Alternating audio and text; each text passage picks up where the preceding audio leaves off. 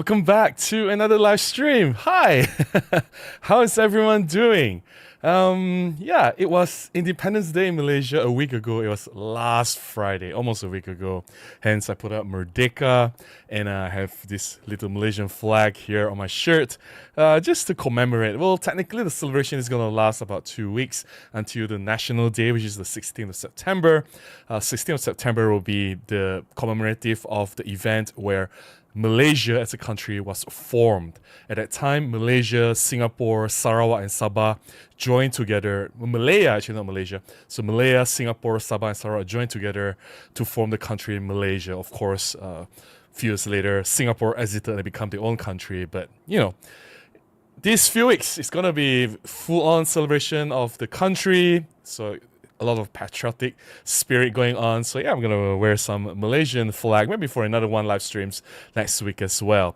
So before we dive in too far, just want to make sure that the stream is working fine, that the video feed is doing well, and you can hear me fine, the audio is okay, the microphone is working, there's no echo, no distortion, nothing. Let me know in the chat while I drink some coffee. Coffee first, always.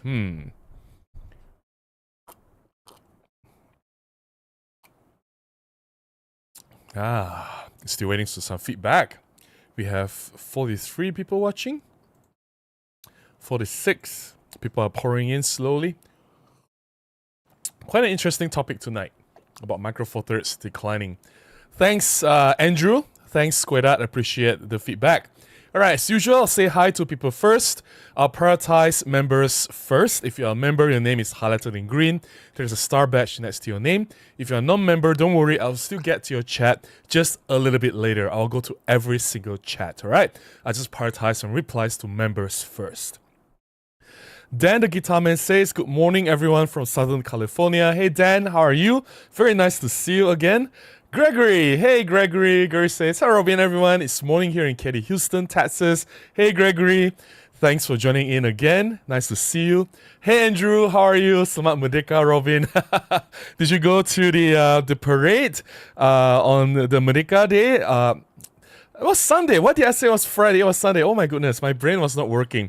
So Merdeka was Sunday, which is 31st of August. I wrongly said it was Friday. I said Friday because I wanted to shoot on Friday. It was a full dress rehearsal. I didn't make it because the live stream ended very late, around 1 o'clock or close to 1 o'clock. I had to dismantle everything. And then I had to eat something, shower, wait for the body to dry a little bit, and I slept around 2:33. And the parade started at 7. It's in Putrajaya. It will take about 1 hour from my place to Putrajaya, so it means I have to wake up at 5:30 in the morning if I want to make it before 7 when the parade starts, which means I will only get about 2 hours sleep, which is not very good, so that didn't work out. So I did not shoot the parade. I wonder if you did, or anyone in Malaysia did shoot the parade. James says, good evening, Robin. Hey, James, how are you? Enjoying your morning coffee here in Philly, US? Let's do this. Yes, James, let's do this. Thanks, Andrew. Gregory says, what? James says, sound is good and no video issues. Thanks for the update. Gregory says, audio visual is okay in Texas. Thank you so much. Andrew says, I went for a Koi run at Bukit Jalil on Merdeka Day. It was a Sunday, right? That explains the morning traffic. I went out I stay in Bukit Jalil, so I went out of the house and there's cars everywhere and there's people running. So yeah. So you went to the YL fair. Cool. That's cool. Yeah, that's happening now. Squadat says, good morning from Orlando, Florida. Hi, Squadat. How are you? Nice to see you. Hey, Kevin. How are you? Kevin says, good morning from Lakeland, Florida. Nice to see you again, Kevin. Serafin. Hi, morning from Orlando, Florida. A lot of people from Florida. Hey. Tony says, hi from Sydney, Australia. Hey, Tony. How are you? Nice to see you. Thanks, Squadat, for the update. All right, we've said hi to everyone already, so I guess it's time for some updates on what's happening or if there's anything happening here in Kuala Lumpur. I released a new video on Monday. It was tips and tricks video. some tips on using Micro Four Thirds lenses, like if you turn off the camera and turn on again, the lens is quickly reset to infinity. There's also tips on how to set the focal length information for image stabilization if you use manual lenses. There's tips about not using lens hood if you're shooting macro photography. Pretty much most of these tips I've shared already. It's more like a compilation just to remind everyone of these important tips in case, or some new subscribers, some new viewers that have just joined the channel, they may not have watched the video from 5 years ago, for example. So I made this video to compile some of the tips for lenses, which I thought was quite useful for Micro Four Thirds users. But, fun fact, the video did not perform well. YouTube said, less subscribers are watching this video. So does this mean you guys are not interested in tips and tricks videos anymore? Or does this mean I should stop making tips and tricks video? I don't know. You tell me. It doesn't look good. It seems like the video will not hit 10,000 views. And I'll leave it there for another few months. Definitely, I won't take the video down immediately. I'll usually leave it for 3 months, 6 months. If it doesn't hit 10,000 views, I will take it down. It'll become members only. That's what I've been doing for a lot of other videos that are not doing well, so that it doesn't affect the algorithm of the new videos moving forward, right? So that's Monday. So check out the video if you're not done so. It's tips and tricks on how to use Micro Four Thirds lenses. And there are many things happening. Not many actually. There's just one big event happening. So we have the YL Photo Fair, which Andrew said he's gone. He's been there this afternoon, right? If you've been there just now. I haven't been there yet. So YL Photo Fair is happening now until Sunday. So it's Thursday, Friday, Saturday, Sunday. And all the major brands are there. Canon, Sony, Nikon, Fuji, Panasonic, OM System, SanDisk, Sigma, any brand that you can think of. They are there to exhibit their latest products. I think Leica as well, if I see the logo correctly. Leica is there as well, which is unusual because they normally don't participate in these kind of events. So yeah, if you want to check out the latest products or latest cameras and lenses, definitely go to the show. And also, if you intend to buy something, this will be a good time to hunt for deals. I think there are a lot of clearance items, maybe not the latest products. Latest products, the prices will still stay the same, but maybe the older products or maybe some used products that are on discounts, you can find some really good deals there. And also there are many activities going on, so you can look at the timetable for the next 3 days, because tomorrow is a public holiday in Malaysia, so a lot of people are free. They're free to check out this YL Photo Fair. There are a lot of seminars, workshops and talks, photo sharing going on. This is the full timetable, and of course you'll see that, oh, this section is by OM System, that section is by Sony, this particular talk is by Fuji, or that talk is by Canon. But I think as long as you keep an open mind, there's always something to learn. And it doesn't mean that, oh, it's a Canon talk, it's not for me. Oh, it's a Sony talk, I don't have a Sony camera, why do I go to the talk? No. I think photography is generally a very wide topic, and any photographer will need more than just the equipment to take photographs, right? They need the artistic vision, composition, the storytelling, and a lot of other things that they need to bring to the table to really create artistic shots or impactful shots. So if you keep an open mind, don't worry about what camera or lenses that you use, just go there and really learn. I think there's something that you can take home with you, and maybe it'll inspire you to be a better photographer. So for the next 3 days, Friday, Saturday, Sunday, full day full of events at YL Photo Fair. I'm not even sure which day I'm going yet. Currently, I'm quite busy with something. There are 2 projects that I'm working on. I can't say anything until maybe 1 or 2 more weeks, but I'll definitely share with you guys when I can. And if you are, that's not just OM System, because I just pull on posters. I don't want to put all the posters here. Any cameras that you have, Canon, Nikon, Sony, Fuji, all of the brands there, they provide free sensor cleaning and lens cleaning services, or at least the outer of the lens, not the inside of the lens. So free sensor and general cleaning services for cameras and lenses. So bring in your cameras. If your sensor is dirty, this is the perfect time to go in and let them clean for you for free. You don't have to spend any money, right? Just go there and have it clean. It's a professional service by the actual technician working for respective brands and manufacturers, right? So OM System is here. There's certain time slots that's open. Of course, you can't just randomly bring your camera in. You need to register and everything. So pay attention to the details on the poster if you want to have your sensor and lens clean. And like I said, all the cameras and lenses, all the brands will have lists of clearance items or discounts for some items. And in this particular list, the one that caught my attention was the Olympus 17 f1.8 silver. Is selling below 1,000 ringgit. That's below 250 US dollars new, which is very, very interesting. You get full warranty, you get full support. Less than 250 US dollars new, $999. So if that's pretty much the used price for the lens in the used market, you can get it new by paying the used price. Of course, it says while stocks last. So if you want to be quick, go and get it before the stock ran out, right? So yeah, that's pretty much it, I think. Before we dive into the topic, let's say hi to more people. I think more people joined already. Let me drink some coffee. I'll say hi to a few more people and then we'll dive into the topic. Coffee is life. Chris says, hey Robin and all. Hey Chris, how are you? Weather's changed here. It's not summer anymore. I'm excited for the release of the 5200 f2.8 Pro next week. Hopefully it'll be a good one.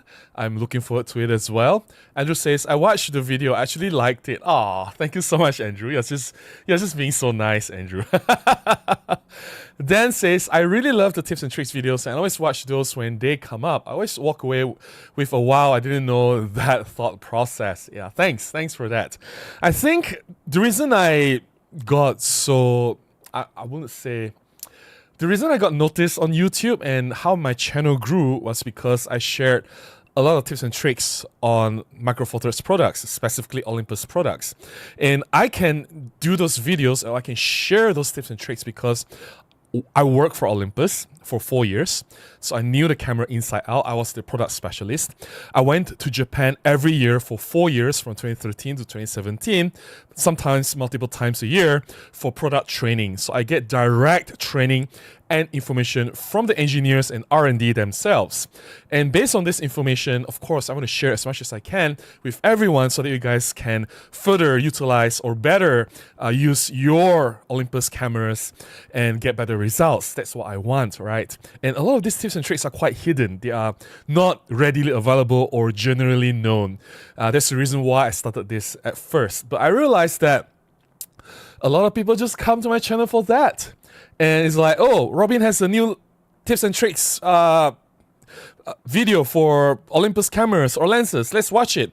Oh, Robin is not doing a tips and tricks video. He's doing a photo walk, or he's talking about photography, how to improve photography. Or Robin is talking about, storytelling or artistic style photography.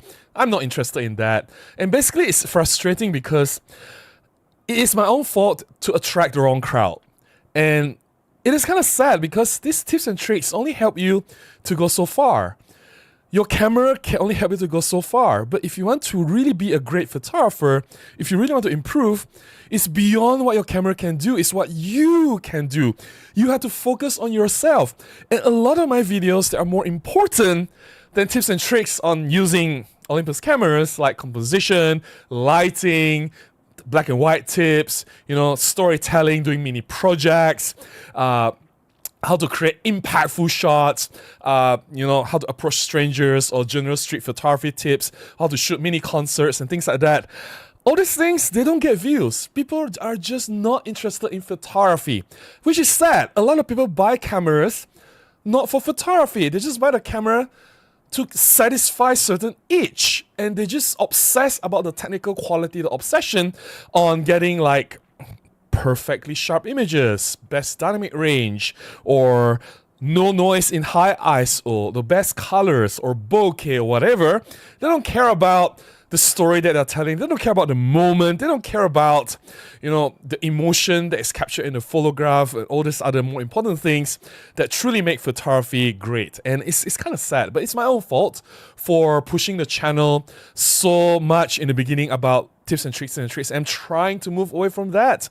I don't know. It's come to a point where it's like, oh, Robin doesn't do tips and tricks. Let's not watch Robin anymore. It's really, really sad. So yeah. Gregory says, I watched the video too. The reminder to set the focal length for image stabilization was a splash of cold water. I'm definitely a digital camera newbie. OM1 had 4 controls, including on and off switch. Yeah, not many people know about that. Hey, and even if they knew that, it's quite easily forgotten. DW says, hi. Hey, DW, how are you? Nice to see you. Dan says, yeah, I'm still learning things about my EM5 Mark 1 and didn't even know. Yeah, there's plenty of hidden things in that camera. Andrew says, keep the tips and tricks going on. It's sometimes very handy to revisit the basics again. And like I said, I don't want this channel to turn into a tips and tricks channel. It's like, oh, Robin, what is Robin Wong known for? He does tips and tricks videos for Olympus. And that will be very sad, Andrew. I want to be known as a photographer. I want to be known as someone who is passionate about photography. I want to be known as someone who encourages people to shoot more and who wants everyone to really improve their photography. I want to be known as a photographer that can inspire others to be better. I don't want to be known as the photographer that does tips and tricks videos. That's very sad if you think about it. DW says, when a photo is not good, blame the gear. Create fear of outdated gear is how they sell cameras and lenses. That's true, that's true. But that's not the main message that I'm trying to tell people, right? My main message is like, even if your camera is old, it's still great, and you can take a lot of images using whatever camera that you have in your hand. I hope that message is clear, that I'm sending in a lot of my videos. I don't know, maybe I'm just talking to myself. Nobody watches my other more important videos, and maybe nobody cares about photography. People just want to click the shutter button to satisfy certain other itch that has nothing to do with photography. Chastity says, hi from Tennessee. Hey Chastity, how are you? Skoner Schnodder. Sorry if I pronounce your name wrong. Schnodder say hi from Germany. Hey, how are you? My photo story says, hello from Manchester, UK. Hey, how are you? Nice to see you here. Clemens says, hi from Paraguay. Hey, Clemens, how are you? How do we pronounce this again? Kamuyat Myram? Sorry. Kamuyat Myram says, good evening, everyone. Hey, how are you? Good to see you again. You told me I got your name right before, and I forgot how to pronounce it already. My goodness.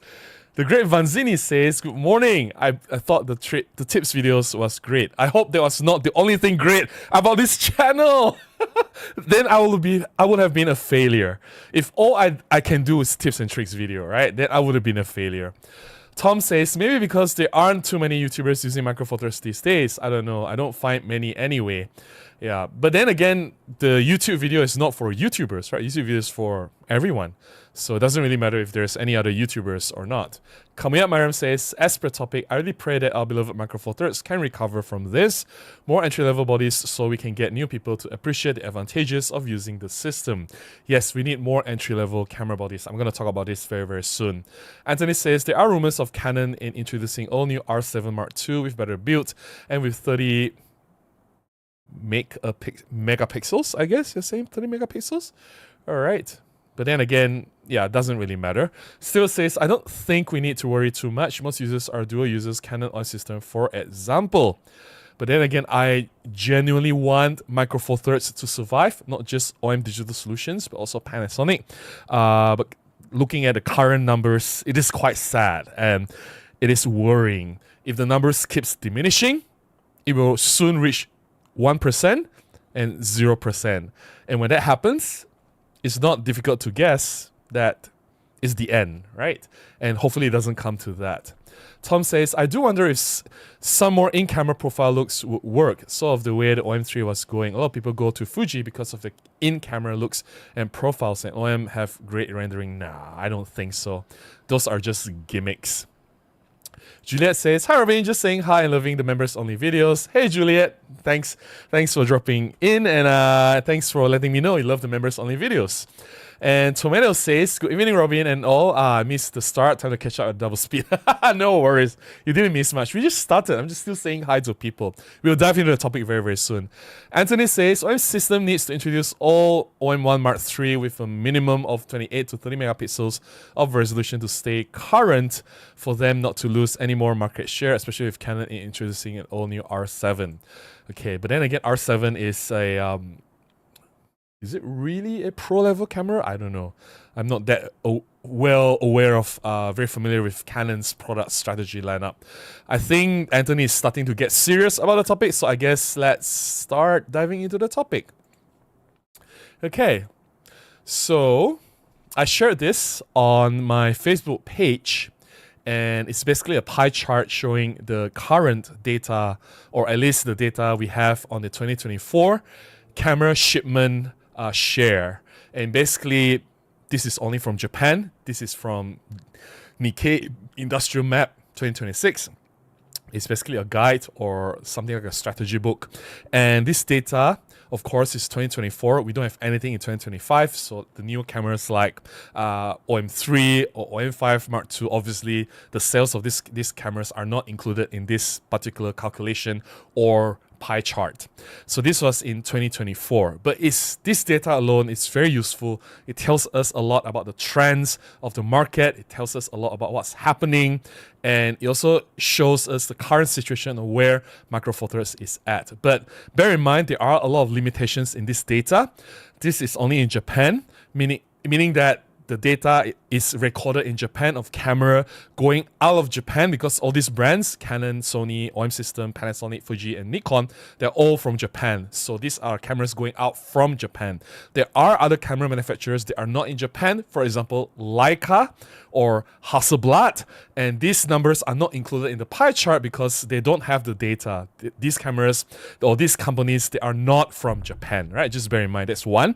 Number two, this is a camera shipment data, meaning how many units of cameras being shipped out of Japan.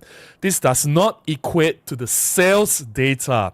So cameras going out of Japan is not the same of number of cameras or units being sold to the customers. There are a lot of layers here. So this is the first layer. This is the first layer, meaning that how many cameras are going out of Japan. But there are other layers. For example, how many cameras are being sold to the retailers? That's another layer, which is easily accessible by every country because it's quite straightforward, right? Let's say I'm Sony, I'm selling how many million units to my retailers or camera shops or distributors in the country, right? So these numbers are quite accurate. However, the numbers of cameras being sold to the customers, how many people actually buying, how many people bought the cameras, that number is usually very hard to gauge or very hard to predict or analyze or actually compile meaningful data. So the customers buying the cameras, the actual market share of the purchasing power of the customer, like how many customers buy Canon cameras, how many customers buy Sony cameras, how many customers own Panasonic cameras, those market share nobody knows. There are certain companies or certain organizations that tries to estimate the data. One of them is GfK. Even GfK is not really customers buying. It's more like, if I remember correctly, because I was in the industry, so I know this, GfK data only shows numbers being sold to the retailers. So let's say I'm Canon. How many cameras did I sell to the retailers? It's not so much of how many numbers did the retailer sell to the customers. Retailers will not reveal such information. It's private, right? They have a right not to disclose any of this information. So bear in mind that whatever you see on this pie chart, this information is basically just limited to shipment data. So the numbers may change. Maybe more people own Micro Four Thirds in the world. I don't know. Maybe it's closer to 5-6% rather than what's being shown here. And just because Canon shipped for this 3.8% of cameras out, they load so many cameras everywhere in the world, doesn't mean that there's equal number of people buying Canon cameras. Or, you know, like Sony has so many cameras out there, doesn't mean that you have like 100 cameras in a camera shop. In that month, 100 cameras will be sold out. No, there might be some inventory, there might be some stocks that's not moving. We don't know all this data, right? So just bear in mind that this data is very basic, but it's good enough to show us the trend of the demand, because if there's no demand, then the cameras will not be shipped out to the countries outside of Japan. And based on this, we can see that Canon is still dominating the market by far, almost 44%, Sony 29% or 30%, Nikon about 12%, Fuji 9%. Fuji and Nikon are very close last year, which is very interesting. Fuji is catching up.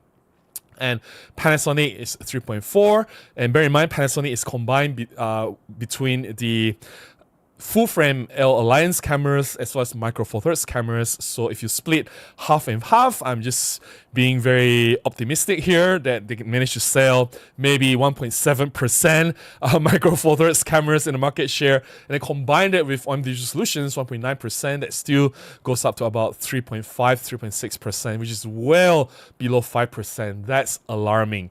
I think the previous year, 2023's data, was about 5%, and now it dropped even further, way below 5%, and this is getting worrying. There are other interesting facts or data that came out from this particular same report. There's some things that is worth looking at. If you zoom into OM Digital Solutions specifically, right, the operating profit. When they started in 2021, they had a loss of 1.8 billion yen. 1 year later, 2022, they improved the situation with the loss of 0.64 billion. And then 1 year later again, 2023, things improved further with the loss of 0.21 billion yen. So things look like they're getting better and better and better, right? You would think that in 2024, they will break even or they'll have some profit already. It will be in the green, no longer in the reds, right? But no, things turned for the worse in 2024, where the loss became even worse. And it became 1.2 billion yen, which is very close to where they started in 2021. Like, what happened between 2023 and 2024? I don't know. It's like, did something happen? Did they spend more money on marketing? I didn't see any marketing efforts. Do you guys see anything in the year 2023, 2024? Did they do any marketing activities that cost so much money? Or was it because they are investing in R&D? Because R&D does cost money, right, for future products. Like, I think in the year 2023, they need to look at OM1 Mark III already, right? Or any other future products that they intend to do R&D or prepare for manufacturing, like the mold in the factories and everything, right? This could cost a lot of money, so they need to fork out the money to invest first before they can sell the product or make the product to sell. That could be the cost, but it's worrying because looking at the trend from 2021 to 2023, things are improving, and suddenly from 2023 to 2024, things got a lot worse for OM Digital Solutions. I hope that things don't get too bad, because if it keeps getting redder and redder and redder, and I don't think there's coming back from this, hey. And I don't know, maybe this year's things will improve because we have a few new products this year. We have like OM5 Mark II, we have OM3, and then of course we have some new lenses, and then the new one's coming 50 to 200, the rumored lens that's coming in 1 week, I think next week. Hopefully these few products will generate more sales for OM Digital Solutions and make up for the loss share in these recent years. I don't know. What do you guys think? Are they going to be able to make it? And yeah, basically that's it. And there are other interesting facts I don't have on the screen. For example, in 2023, OM Digital Solutions share was 2.5%. It dropped to 1.9%. Not only that, everyone else, Canon, Sony, Nikon, Fuji, reported increase of number of units of cameras being sold. Everyone recorded more units being sold, about 10, 20% or more, right? It is only OM Digital Solutions that has less units being sold, for 180,000 units, dropped to 160,000 units. And it seems like OM Digital Solutions is the one that is going against the trend. Everyone is growing, everyone is getting better, but OM Digital Solutions is the one that is selling less compared to others. And no wonder the market share shrank further, and this is worrying, right? So I guess what we want to discuss here, I want to keep it open. I don't want to talk too much. I will share some of my thoughts, of course, but I want to keep it simple because we've talked about this before, what led to the downfall of Micro Four Thirds, the shrinking market share. We've talked about this before, so I don't want to repeat everything and talk about this for half an hour. There's no point in doing that. I want to hear what you want to say. So some questions here. What caused the decline of the Micro Four Thirds market share for both Panasonic and OM Digital Solutions, especially OIM Digital Solutions from 2.5% to 1.9%. And what caused the loss from, they were doing so well, and now this is back to negative 1.2 billion yen profit. This is worrying. It's in the red, right? I thought they were recovering, but no, they are just getting worse. In that 1 year, a lot of things happened. So what led to the decline of shares for Micro Four Thirds, and what happened to OIM Digital Solutions? Now, in my... Well, I'm technically nobody right now. I'm just a random YouTuber from Kuala Lumpur, Malaysia. Just this random photographer that doesn't know anything, right? And I'm not connected to the industry anymore, and we don't know any of this data. We're just making assumptions. But if I were to guess a few very important, glaring points. Number one, wildlife. There was a bad call, right? They go wildlife since EM1X until now. There was Olympus time, and when OIM Digital Solutions took over, they doubled down on wildlife. Look where it got them. It got them nowhere. So obviously, if wildlife strategy works, it would have worked by now. If by now it's not working, it means it's not working. They need to change, right? So number one is wildlife. That was a bad call. Number two, no entry-level cameras. They just focus on expensive cameras. And looking at the expensive cameras, people would rather buy Sony or Canon. But if you go for the entry-level cameras, if you make your cameras more affordable, I think that will change the game. People will consider your proposition because your cameras and lenses are much smaller and more easier to use with the computational stuff and everything. But if you are going to charge $2,000 or more in the OM3, okay, OM3 has not existed yet in 2024, but you're going to charge like OM1, OM1 Mark II, more than $2,000, people are going to look at Canon, Nikon, Sony. They offer the same things with full-frame image sensor, right? Price is a problem, and there are a lot of competition out there. You're no longer unique when it comes to small cameras and lenses. Again, no entry-level camera.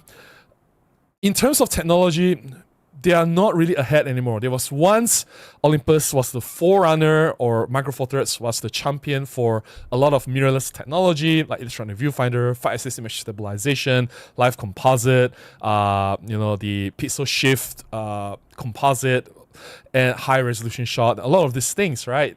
Focus bracketing and everything. A lot of these things are Olympus or Micro Four Thirds system were ahead of the game, but now it seems like everyone is ahead of Micro Four Thirds, and some are even better in terms of image stabilization. Look at Nikon, right? They can optimize the stabilization for that particular focusing point anywhere in the frame, even at the edge. Olympus or OIM system cannot even do that. So Nikon has surpassed OIM system in terms of what they can do with the image stabilization. And then we have Sony, which is so much better in video and autofocus. Autofocus, Sony is so advanced that if you compare with what OIM system and Panasonic are doing, it's just way behind. They need there's a lot of catching up to do, right? So in terms of tech, in terms of innovation, OIM system and Panasonic, they are falling way behind. We can talk about like 120 frames per second, but seriously, how many photographers shoot 120 frames per second? Like seriously, right? We can talk about live ND, but how many photographers we actually use live ND? Like, I can easily point wedding photographer or portrait photographer or even a lot of other photographers. They don't even need live ND. I know it's useful in some situations, but even so, a lot of these computational features that OIM system is trying to push still have a lot of limitations. So I'm going to leave it there, right? Did I miss any point? Let me look at my own list. Oh, and also like Panasonic being too focused on their L-mount cameras, right? With the S9 or S1 series or S5 series cameras. And yeah, they have like G9 Mark II and a GH7, but what about other products for Micro Four Thirds? The G100 was obviously a joke. They should have released more serious Micro Four Thirds products, especially for Panasonic, right? And obviously both Panasonic and OIM Digital Solutions, they are not listening to the customers.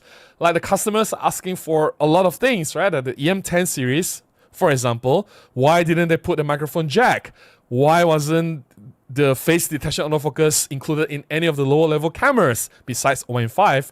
But then there are other lower cameras like the Pan, OM10, and these cameras, they don't even make them anymore. Like seriously, even Panasonic, the lower level cameras, why don't we have image stabilization or face detection autofocus? We're talking about face, not human face, but like PHASE for better continuous autofocus and tracking both for stills and videos is missing for both OIM system and Panasonic. I think if they included the face detection autofocus, image stabilization, microphone jack, all these useful features in the lower level cameras, they don't need to have like the best of the best of the best, but just the basics.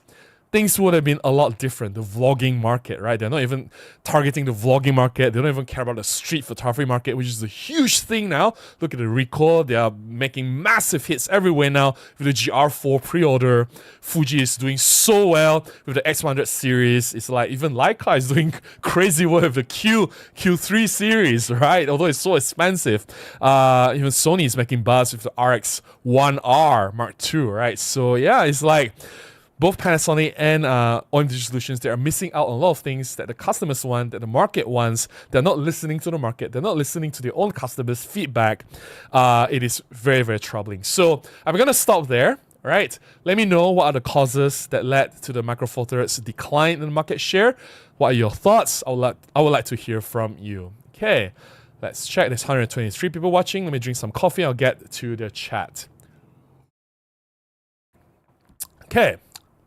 As usual, a reminder to everyone that I will reply to members first, but don't worry, I'll get to every single one, right? Every single chat.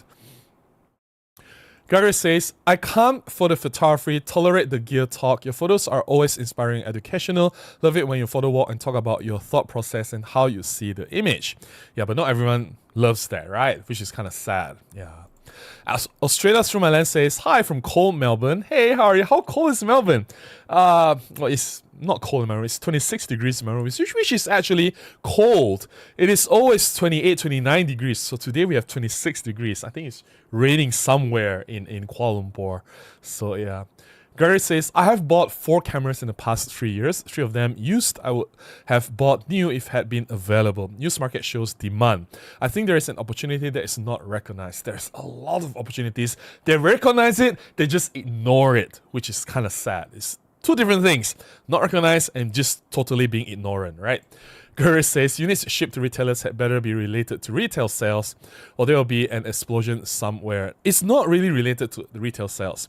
So I know because I worked for Olympus before and I generally observe the market. The brand or the manufacturer will convince the retailer to load the stock. Let's say, oh, we have this new, for example, 50 to 200 lens coming. We don't know how many units will be sold, right? But hey, you know, since we have such a good relationship, I want you to take 200 units in the first batch, or 50 units if it's a smaller retailer, or if it's a really, really, really small retailer, maybe 5 units. So let's say the small retailer takes 5 units. It doesn't mean they are able to sell that 5 units. Or let's say the bigger retailer takes 100 units, right? It doesn't mean they're able to sell the 100 units. Or it may be 100 units sold out on pre-order and they're on back order. So this has happened before on 300 f4. This has also happened before on 12 to 100 f4 lens and a few other products from Olympus back in the day when I was working for Olympus. Some products moved so fast that they couldn't keep up with the production, right? So, but then again, because we also have a lot of other products that did not move at all. For example, PanF. It was so difficult to move. Nobody buys PanF. We load 50 units into a retailer. It stays 50 units for the next few months. Nobody bought the PanF. Another good example is EM1X. We convinced some retailers to load maybe just 10, 15 units. Not a lot because we know not many people will buy. We only managed to sell the whole country, maybe just 1 or 2 units. I'm not kidding. 1 or 2 units at a time. In some better days, maybe 10 units, 20 units per month, but sometimes just 1 or 2 units, EM1X. And that is troubling, right? So yeah. Gary says, I wonder what OIM Digital Solutions production capacity is. Bringing new capacity online is expensive, very expensive. Maybe they are building cash. Maybe they are building the capacity, I don't know. But then they still have existing factories, right? It's not like they shut down everything. So the existing factories are able to support the production for Olympus back then, which is way more than what they need now. So I don't think the production capacity has decreased in any way, right? Yeah. They send you a lot of emails. I'm sure you love receiving those emails, right? The other major brands have retained the names for decades. If only OIM Digital Solutions has changed to a generic sounding new name. I know, right? Juliet says, I really want OM system to succeed and drag Panasonic back into Micro Four Thirds, but I'm not sure if it is possible. I love a GM5 Mark II for street and use my OM3 and EM1 Mark II for everything else. I think Panasonic is still in the game. It's just that I don't know what they're doing. They're basically doing nothing. And they should be doing more, right? It seems like they're doing nothing for the past few years except the high-level cameras like GH7, G9 Mark II, but they need to do more than just releasing flagship-level cameras, right? Australia Through My Lens says, attending a few OM system workshops this year, one thing I noticed was the bulk of attendees were over 50 years old and not chasing new cameras, but rather looking for an affordable lenses. They should always focus on affordable things. Not everyone will buy expensive cameras and lenses. There are rich people. I'm not denying that. There are a lot of rich people, but there are also a lot of not so rich people. And why don't you target the not so rich people? I'm sure you can make it back by the volume of sales, right? I'd rather sell 10 EM10 cameras rather than just one OM1. Or I can easily sell 20 EM10 cameras versus one OM1 camera here in Malaysia. Don't you think that the 20 EM10 cameras will bring you 3 or 5 times more profit than just one OM1 camera? Think about it, right? Affordability is an important factor to play here. Yeah. Australia Through My Lens says, Nikon D50, what do you think about it for macro? No, not enough. I think for macro is the one genre that resolution matters. D50 just couldn't pull it off. 6 megapixels, not really. My screen needs more than 6 megapixels already, especially when I zoom in and see the details, right? I'll say maybe at least 12 to 16 megapixels for macro. Anything less than 10 megapixels, I wouldn't use it for macro photography. So yeah, for anything else like portraits or events or like street photography where I don't need to pixel peep, that's fine. But for macro D50, no. I'll maybe go for at least a D90 or any newer cameras with more megapixels. Even the D3200 has like 24 megapixels if I'm not wrong. There'll be a better choice. Yeah. Josh says, you just started and it's already a tag of the ads. I hate missing chat. No worries. Yeah, that's how I stay alive, George. Unless every single person sends me a super chat or buy me coffee. Not everyone bought me coffee, and now we are already almost 1 hour into the stream, not even a single super chat. So I guess ads will have to do, right? Stuart says, keep the tips and tricks videos, always helpful even though YouTube hates them. No, I don't think YouTube hate them. I think people love them. That's why this channel blew up in the first place, right? It took off because of tips and tricks. And I don't want to be known as just a tips and tricks guy. I want to be known as a photographer. You know what I mean? And it's kind of sad because when people say, oh, why do you go to Robin Wong's YouTube channel? He has some nice tips and tricks videos.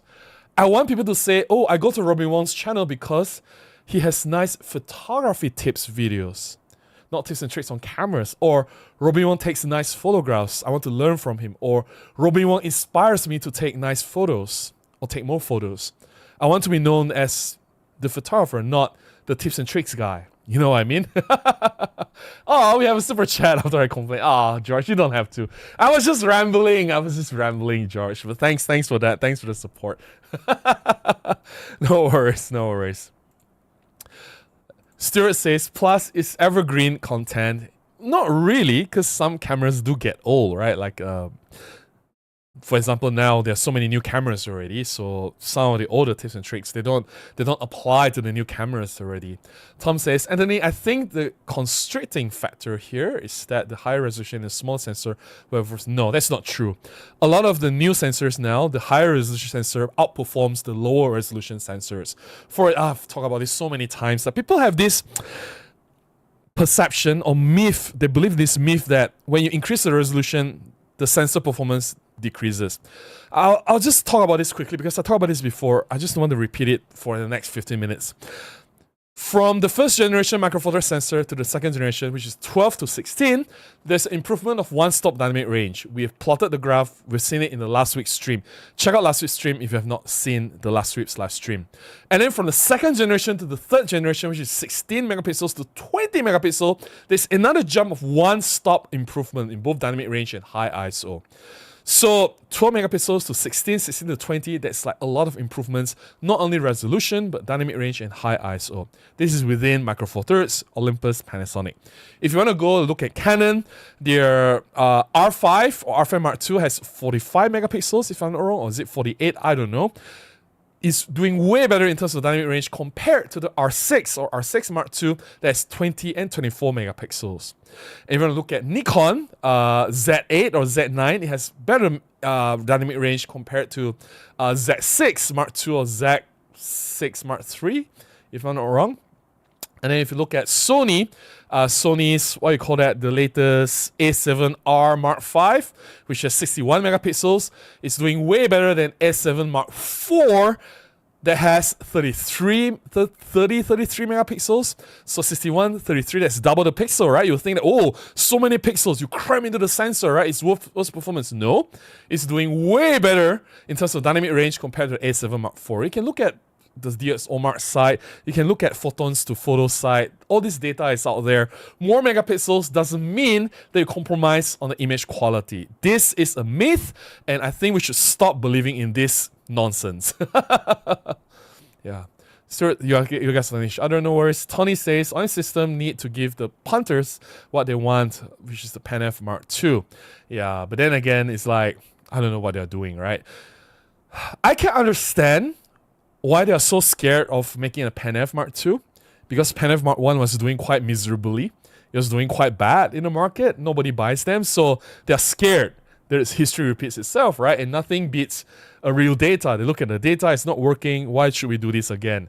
History proved that Pan F, nobody buys Pan F, right? So yeah, it doesn't mean that, oh, years later he gained a cult following that people just rave about it. It doesn't help with the sales. They lost money with the Pan F. That's a fact. If they're going to make Pan F Mark II, doesn't mean that it's going to be an instant hit, right? So I can understand why they refuse to do that. Yeah. DW says, 4/3 for wildlife photography is good, but OM got it wrong. Amateur bird photographers enjoy the gear more than the photography. Sad, but it is true. Make a camera buy is different from making good camera. That's true, I agree. Making a good camera and making the sales is totally different, right? Yeah. DW says Micro Four Thirds may be the best position itself as a travel camera and small lens. I agree. I don't know what happened to them. They used to make these Pan series cameras as a lifestyle, casual, everyday carry camera, right? It was what Pan cameras are for, and it seems like they totally dismiss that these days and make everything big and heavy. I'm like, wow, you're trying to make your cameras bigger and heavier than Canon, Nikon, and Sony? What's the point of Micro Four Thirds then? Andrew says, and the irony is Pan F is highly in demand now. Even if it's in demand now, it doesn't help the company generate income or profit. You get what I mean, Andrew? Whatever happens outside of the company, like now it's in the used market, it doesn't help them. I think they are very afraid that the Pan F Mark II will not sell, because the data from Pan F suggests that it did not sell very well, right? So yeah, I don't blame them though, seriously. Like, Tom says, Robin, what kind of video do you want to personally produce? Just talk about photography in general. Just want to do my street photography, macro photography, share what I love, share my passion. Just talk about photographs in general. Talk about storytelling. Talk about why I love taking photographs. And basically, nobody wants to watch this kind of videos. Kind of sad. The drunk wedding photographer says, I'm still learning new things on my 2013 EM1. Yeah, there's always new things to learn, and that's the thing that I complain about a lot of people, or it's kind of sad because people buy this camera, they use it for a few months, they decided it's not good enough, or they upgrade to, oh, Fuji is better, right? Because there's film simulation. And they use Fuji, it's like, oh, autofocus is so slow, it's not good enough, let's go for Sony. They got a Sony, and like, oh, Sony camera colors is not that good, I go for Canon. Canon has better colors. It's like, you keep changing cameras, but you never really spend enough time with any particular camera to really get the best results out of the camera.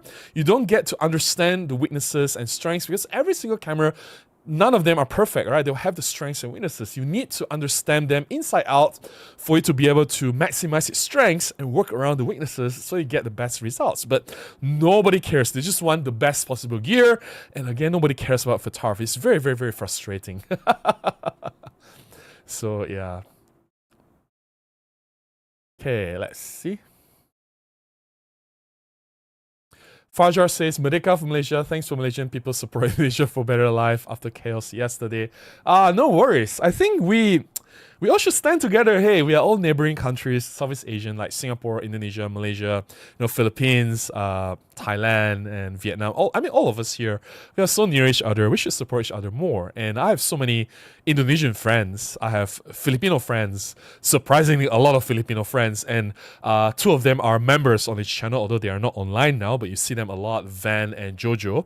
They're always online. I have Filipino friends who are here in Malaysia. And it's kind of strange. Like, we should all be more... I don't know. It seems like I get it. Like, if you are Filipino, you come to Malaysia, you stay within your own community, right? You stick within your own Filipinos in Malaysia, and you hang out with your Filipino friends, and you go out with them. But like, come on, we love you too. I'm in Malaysia. I love Indonesians. I love Thais. I love Filipinos. Come on, give us a chance, man. We want to hang out with you as well, right? Come on, let's be friends, right? Like, seriously. So yeah. Hey Burana, how are you? This a Thai here. Burana, good evening, Robin. Hey Burana, good evening to you too. George says, people are at different points in their photography journey. When I found your channel, I appreciated your tips, tricks, and tutorials, but I've moved on. That's good. That's good, because the tips and tricks can only get you so far. Yes, it helps you with your camera, but beyond that, there's a lot more about what a camera can do, right? It's about you as a photographer doing your photography. Jerry says, it's a warm day in Finland. It's 21 degrees. Yeah, we are not too far. It's 26 degrees in my room. It's possibly a little bit colder outside my room. So yeah, you went not that far. Marcus says, hi Robin, just jump in on the gear versus skill part. Fully agree, even though gear matters, the one behind the camera is the one that's making the artistic decision. I agree. And at the end of the day, that's what I want to encourage or promote as well on this channel, because photography is more about camera. That's why I've been doing a lot of old gear. Like, I just randomly bring like EPL7 out for street photography, because I want to prove that old gear can still work, right? You don't need the latest and greatest to achieve the best results. You just need to understand the gear, know how to use it, and you have to have a lot of shooting discipline. You have to care about your composition. You need to really think about what you want to tell through your photographs. Then your photographs will be amazing, right? So there's a lot more than just gear. Nimrod says, hello from Slovenia. Hey Nimrod, how are you? Nice to see you. Steve says, I worry for OEM Digital Solutions. My local dealer is no longer stocking much in the way of OEM systems equipment. I can't figure out why. Marketing needs to step it up. Yeah, it's just... they're just reflecting the demand, right? So if there's not enough demand, then of course they won't stock it up, right? Why would they want to keep so many cameras and lenses in their inventory which is not moving? It's just cost that is not moving, right? And at the end of the day, that can become a loss for the retailer. So yeah. Tom says they are gimmicks, but they sell and they need sales. Well, I don't know. Like Fuji, they sell that. I admire what they're doing, but I can also see a lot of problems with Fuji cameras. I also see a lot of issues with Fuji. Between Fuji and Micro Four Thirds, I would think that Micro Four Thirds shouldn't be looking at Fuji to improve their sales. They should be looking at Sony and Canon instead, because these are the top two, or even maybe Nikon. How Nikon bounced back right after they really suffered a great deal. In recent years, they were not doing well, but they've bounced back and they're quite healthy in terms of sales and market share. But they should learn from Sony and Canon, right? Yeah. Arcadell says, when it was small, cheap, and light, it was good. It was small, light, and good. And it was nice. But OM1 Pro lens isn't that small. Isn't that light. It's a lovely composite, but can't see at night. And it's not even that cheap anymore, right? Yeah, that's the point, right? Like, Micro Four Thirds lost its edge because cameras and lenses from Nikon, Sony, and Canon got smaller. And they're not more expensive than Micro Four Thirds. So that's the problem here, right? Yeah.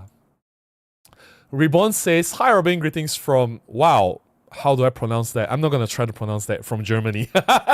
Sorry, I hope you understand. Andrew says, the thinnest grey blue in the pie chart must be Pentax. Ricoh. Pentax no longer exists. They got swallowed by Ricoh. RLO says, hi from Romania. I love the OM1 but hate the weight, similar to full frame. That's the point. Cameras should be lighter with added fun to use. Your videos are very good and positive. Thank you so much for the support. I appreciate it. Chuck says, hi Robin. Good morning, good afternoon, evening all. Hey Chuck, nice to see you here. Just says, I never see camera marketing. Then where did they spend the money on? Kind of interesting, right? Janelle says, I think OM System is no brand. They don't have a name. Many people buy brands, not technique. For the most, it's still Olympus, OM System, OM Digital Solutions, OMD, nobody cares. Not true. People buy camera because it's good. Like, why do people buy Sony cameras? Because the autofocus is top-notch. It's almost fail-proof. A lot of my wedding friends or wedding shooters who use Canon and Nikon because they love Canon colors, right? Because they are die-hard Nikon fans. But they switch to Sony. Why? Because autofocus is just that good. They don't really care about the brand. And my Canon friends, when they're using Sony now, they complain every day. They agonize about the colors. It's just so bad. They miss the Canon skin tone, but they are willing to compromise because autofocus is just so good, right?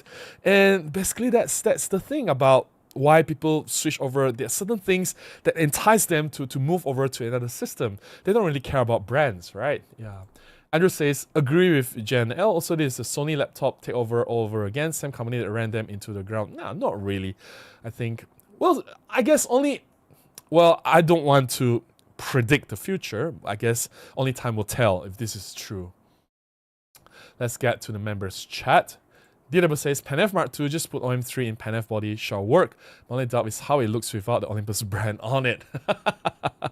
I don't think it's as simple as that. I don't think it's, if they're going to sell it for $2,000, it's not going to work as well, PanF Mark II. Gary says, the demand for the PanF shows the market exists. Would people who have sunk money into the old PanFs turn around and buy a new one? You are right, I mean, on the decision's concern is justified. It's very hard to say. It's very hard to say. If it's going to be $2,000, like, people will buy the ZF, for example, which is cheaper than $2,000 here in Malaysia. Mike says, I bought the new 25 1.8 Mark II lens in local camera shop. The salesman did have to go look in the bag for a few minutes to find one. There's some other Lumix and Olympus gear on display. Yeah, I mean, that's just one lens, right? Maybe it's new, maybe it's hidden somewhere. It's not really his fault, right? So yeah, I don't think that tells anything. DW says, except the brand starts with the letter L. Juliet says, I also think it wasn't a mistake for OM Systems to focus on wildlife. I just think they spent too much time on it. They need to diversify to other genres. They limited the brand too much. That's the point, right? Because if you want to specialize in wildlife, well, guess what? Nikon does wildlife. Sony does wildlife. Canon does wildlife, and Canon does pretty good wildlife. You look at the shots that the wildlife photographers got. So what do you have to bring to the table? Like, you think your lens is smaller? No, people have more resolution, and this is what a lot of Nikon and Sony users told me, right? They say, yeah, OM system is smaller, but you're stuck at 20, 24 megapixels, whereas I have 61 megapixels. Yes, my lens is like 50% heavier, but I have more pixels to work with. On top of the pixels, I have more latitude in terms of dynamic range and high ISO. That beats the size, right? And it's honestly, the camera is not that much larger or even actually smaller than OM1 and G9 Mark II. Look at the G9 Mark II, it's a monster, right? GH7 as well. And they have smaller body. Yeah, the lens may be a little bit heavier, but they can live with it, right? So yeah. YouTube Premium is one of my favorite expensive, of course. DW says, people is buying old PanF with more than $1,000 US. 2,000 for PanF Mark II is not outrageous. But will people buy $2,000? That's the question. From 1,000 to 2,000, that's double the price, right? So that's not the same thing. This side tour screen says, do you think that the increase in Fuji, Nikon, and other brands are eating up the sales of OM? No. Because OM dropped in terms of numbers of units sold from 180,000 in 2023 to 160,000 units in 2024. So their own sales numbers dropped, whereas everyone increased, further further increased the gap in terms of market share. George says, I see mostly Sony and a lot of film cameras. Film cameras? What does Sony has to do with film cameras? Jen says, hi Robin, do you have the numbers from the Macro Four Thirds Watts at the prime so we can compare? I don't have it now, but in Japan itself, Olympus is always number one in mirrorless for like 6 or 7 years. It's always number one, which is very strange, right? Now they are barely in top 3. I think they are number 4, number 5 now, which is kind of sad in Japan. Japan alone, yeah, Japan market. I'm not talking about worldwide, yeah. Chuck says, in the current market, if I was going to throw a Hail Mary to try and save the company, I'll invest in making micro photo sensor, pocketable point and shoot camera. Ricohs are selling like hotcakes. Yeah, we've been talking about this, right? And when asked if they have plans to make compact cameras with fixed lenses, the answer is always a solid, hard no. It has always been no, no, no, no, no. Pedapixel asked them, they said no. DP Review asked them, they said no. I think Digital Camera Magazine asked them, they said no. Everyone asked them, they just saying no, no, no. No compact cameras, right? It's kind of sad. They just dismiss the opportunity to make money just like that. Like, they don't even care about what's happening in the market. They don't care about money, right? I don't know what they're doing. This side to our screen says, from people outside the camera enthusiasts, I don't think they care about Micro Four Thirds or OM. Everyone they know owns the bigger brands. Not really. Like, if OM Digital Solutions can make a camera that's truly great, people will buy it. Like, for example, Ricoh. Like, I don't think people care about Ricoh as a brand for a camera, but they made such an impressionable product, the GR series. People just love it. People buy it, right? It's doing so well all across the world. Like, Ricoh wouldn't be the first camera brand that I will pick, but they created a truly compelling product, and it sells. Get what I mean? Yeah. Tom says, definitely agree on the prices. How do they get more OM cameras into more hands? By making them cheaper, of course. SS says, I like your channel and I was happy to see that you're streaming, but please note that your mic is way too hot and your voice is clipping regularly. It's hard to listen even though I want to. Oh, really? It's clipping? I need to watch back to see this. Because in the last 2 weeks, I always listen to myself, right? And I'm very, very, very particular about audio, how it responds, whether it clips or not. I'm always very, very, very, very concerned about the audio quality. And I make sure that it doesn't clip. There was one time it clipped. I don't know what happened. Something must have changed. There was many, many streams ago, and I've fixed it ever since. Also, it's possible that some of the settings has changed accidentally. I don't know. Maybe the dial or the knob of the volume got turned accidentally. I don't know. And the only way I can find out is after the stream. I have to listen back to my own conversation and see whether it clipped or not. But in the last few streams, if the audio is exactly the same, I don't think it clipped. Yeah. And also, like, this kind of, let's talk about this a bit more. It's kind of sad, right? Like, I get one comment about my video like, wow, Robin, your color grading is top-notch, cinematic. How did you color grade your video? It's so amazing. And another comment is saying like, Robin, there's something wrong with the color of your video. It doesn't look right. And another comment says, wow, Robin, I love the color of your recent videos. It looks so nice, so pleasing. And another comment says, why is your video so muted? The colors don't look natural. You get what I mean? It's like I can't please everyone. And I've gotten a comment telling me that, wow, Robin, your audio is top-notch. Your audio is like the best ever I've listened to compared to a lot of other podcasts. It's like the quality is amazing, right? And I pride myself in that because I'm an audiophile. I care about audio quality a lot. That's why in the beginning of the stream, I always ask, like, how is the audio quality? Is it distorted? Is it echoing? Everyone says it's fine. Like, you get more than 10 feedback saying the audio is fine. So if it's clipping, at least someone will have said it's clipping, right? So guys, tell me now, is this audio clipping? Like, seriously? And when I compare the audio levels from my live streams with other videos, it's always lower than other videos. It's never more or louder than other videos because I control the volume as such. I put a compressor setting to make sure that the audio doesn't spill over or doesn't get too loud. And I monitor the audio to make sure that the line doesn't go to red. If it goes to red, it means it's clipping, right? It's always staying at yellow, which is warning me already. And it does sometimes touch the red a little bit, but it never crosses the red. So, I don't know. Tell me, guys, if it's as annoying as this guy SS is saying, like it's clipping regularly, right? Let me know. Yeah. Zach says, according to the guy, the local shop first-time buyers here in the US buy cameras based on looks. There's so many Fuji, the Nikon, especially the Nikon ZF and ZFC. That is true. Looks do sell the camera. That's why Fuji is doing so well, right? That's very, very true. Steve says, I'm heading back into Micro Four Thirds with the G9 Mark II. Well, congratulations. Good for you. This side to our screen says, people will not buy products from companies that may not be there in the future. That's also true. Olympus selling off the imaging division, it being carved out to OM Digital Solutions, and at the same time Panasonic venturing into full frame.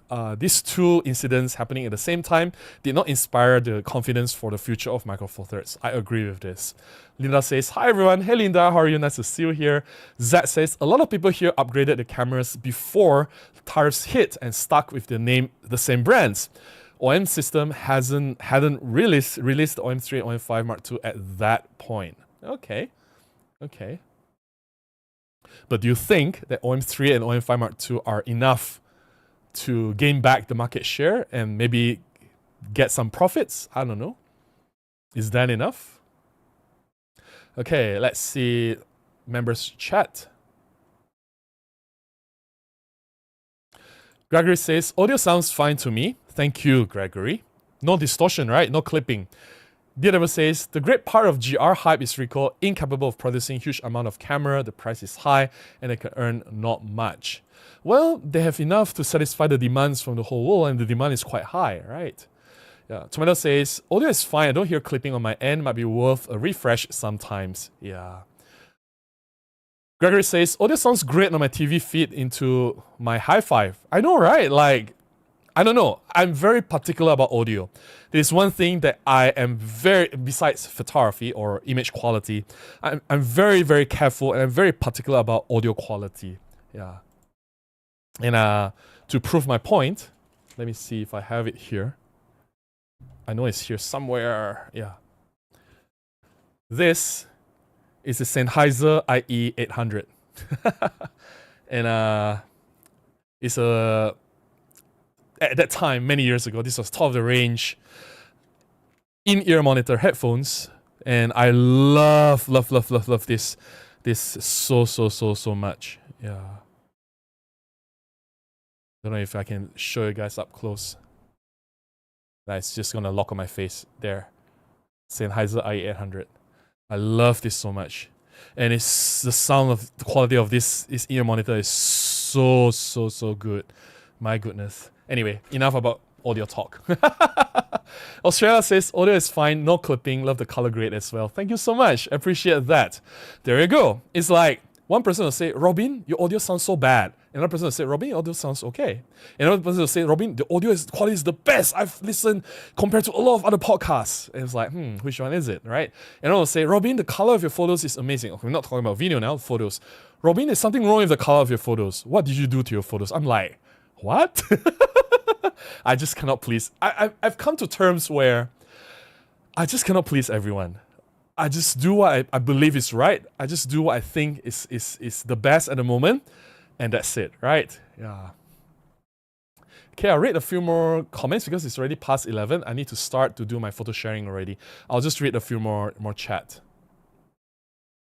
Serafin says, wildlife strategy, plastic bodies nobody liked, slow to improve the camera line. People want more megapixels. The cameras are no longer truly compact. That's true. All the important points. Zat says, and right now, the Fujifilm Instax are the camera everyone is buying, over 100 million units. But that doesn't count into the 9% market share. It doesn't. I think that's something else. If it does, then if the Instax sales counts into the camera shipment, that means Fuji is doing very, very poorly. You get what I mean? So I think the Instax is... Or maybe it did. Maybe that explains why they are at 9%. I don't know. I did not dive into all the small details or the fine prints. Maybe that explains the 9%, right? If you take away the 100 million units, maybe it's just down to 5% market share. Yeah. Vibagamoka says, good evening, Robin. Hello, everyone. Hey, Vibagamoka, how are you? Eldon says, a cracking little Pan-F Mark II with a simpler user physical interface, but the same power sensor on the OM1 or OM3 and affordable entry-level price will fill the gap and better visibility. Wow, so basically you want the same capabilities as OM1 and OM3, and you want an affordable price. I don't think that's a very wise product strategy. Something has to go, right? If you want it affordable. You can't have the same capabilities as a flagship camera and demand an entry-level price, right? And Pan-F was never an entry-level camera. It was expensive when it was launched in the first version. Truer says, what wonders me is that Panasonic sells full frame cameras as well. Very good cameras. Still sells not much more than OM system. Of course, it was a poor decision to go to full frame. There's some people saying, oh, OM system should join L Alliance. I'm like, what? Isn't that suicidal? Can't you see that it's suicidal? L Alliance is not doing well. And for OM to join it, it's like, I don't know, like, seriously? You can't see it? Like, seriously? Aaron says, EM5 still strong this year? What kind of question is that? Well, let's put it this way. If EM5 or any camera was a good camera many years ago, it is still a good camera today. Like, why? What changed, right? It should be a good camera today. Yeah. Okay, I'm going to pause here. And I'm going to start with my photo sharing because, hey, let's take a pause from all this Micro Four Thirds talk and just look at photographs. Let me drink some water because it's been 1 hour. I've been talking non-stop. And I'll drink some coffee and I'll get to the photo sharing.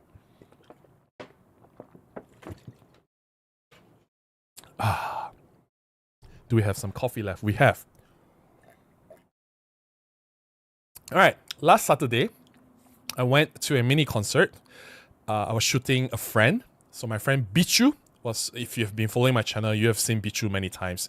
She hired me to shoot her many, many times before. But this time, it wasn't a job. She did not hire me. So I bought the ticket to watch her show, to show support to a friend. It was her 20th anniversary celebration. And I attended as an audience. So I was seated at a fixed position. I couldn't move around because, hey, when the performers are performing in such a tight space, you're not allowed to move. And I wasn't the official photographer, so I don't have the flexibility to change my position. So bear in mind that I was stuck in one position. I don't have my usual ability to move around and shoot from different angles and different positions. I was using... Wait a minute, where's the camera? I was using the EM10 original with this Lumix Panasonic 12-32 kit lens. The kit lens 12-32 I used for maybe 5% of my shots. And the other 95% I was using this Olympus 40-150 f4 to 5.6 R. So basically just this EM10 kit lens and 40-150 R. And I want to prove a point that kit lenses and entry-level camera, they are more than enough to produce excellent results. And it wasn't a particularly challenging shoot. The lighting was brighter than usual because my previous shoots, I realized it was more challenging. I needed to boost up my ISO much higher, but this time I managed to stay below ISO 3200. So most of my shots were taken at ISO 1600. Some I went up to 3200, but most of them are 1600. And yeah, EM10 original with the kit lens and 40-150R. Now let's look at the photographs. What I will do is I will go through the photographs first, the ones that I have post-processed, right? And then after that, we will go to the raw photographs. I will process some of them live here to show you how I edit my photographs. How does that sound? Okay, let's get to the photograph. So this was obviously taken with the 12-32 at 12 millimeters wide angle. So I was seated far back, right? I couldn't move. And that's Bichu and Nish and Sasa on stage. Bichu is a friend. She's such an amazing performer, right? And going close, this was taken with the 40-150 at 40 millimeters, right? And at this point, if you compare 12-32 at the longest end, 40-150 at the widest end, 40-150 has an advantage because 40-150 starts at f4 and 12-32, it ends with f5.6. 5.6, f4, of course, f4 is going to give you better results. Yeah. And go as close as possible. That's the advantage of having a zoom lens. A tip for everyone shooting a singer, don't just shoot when they sing.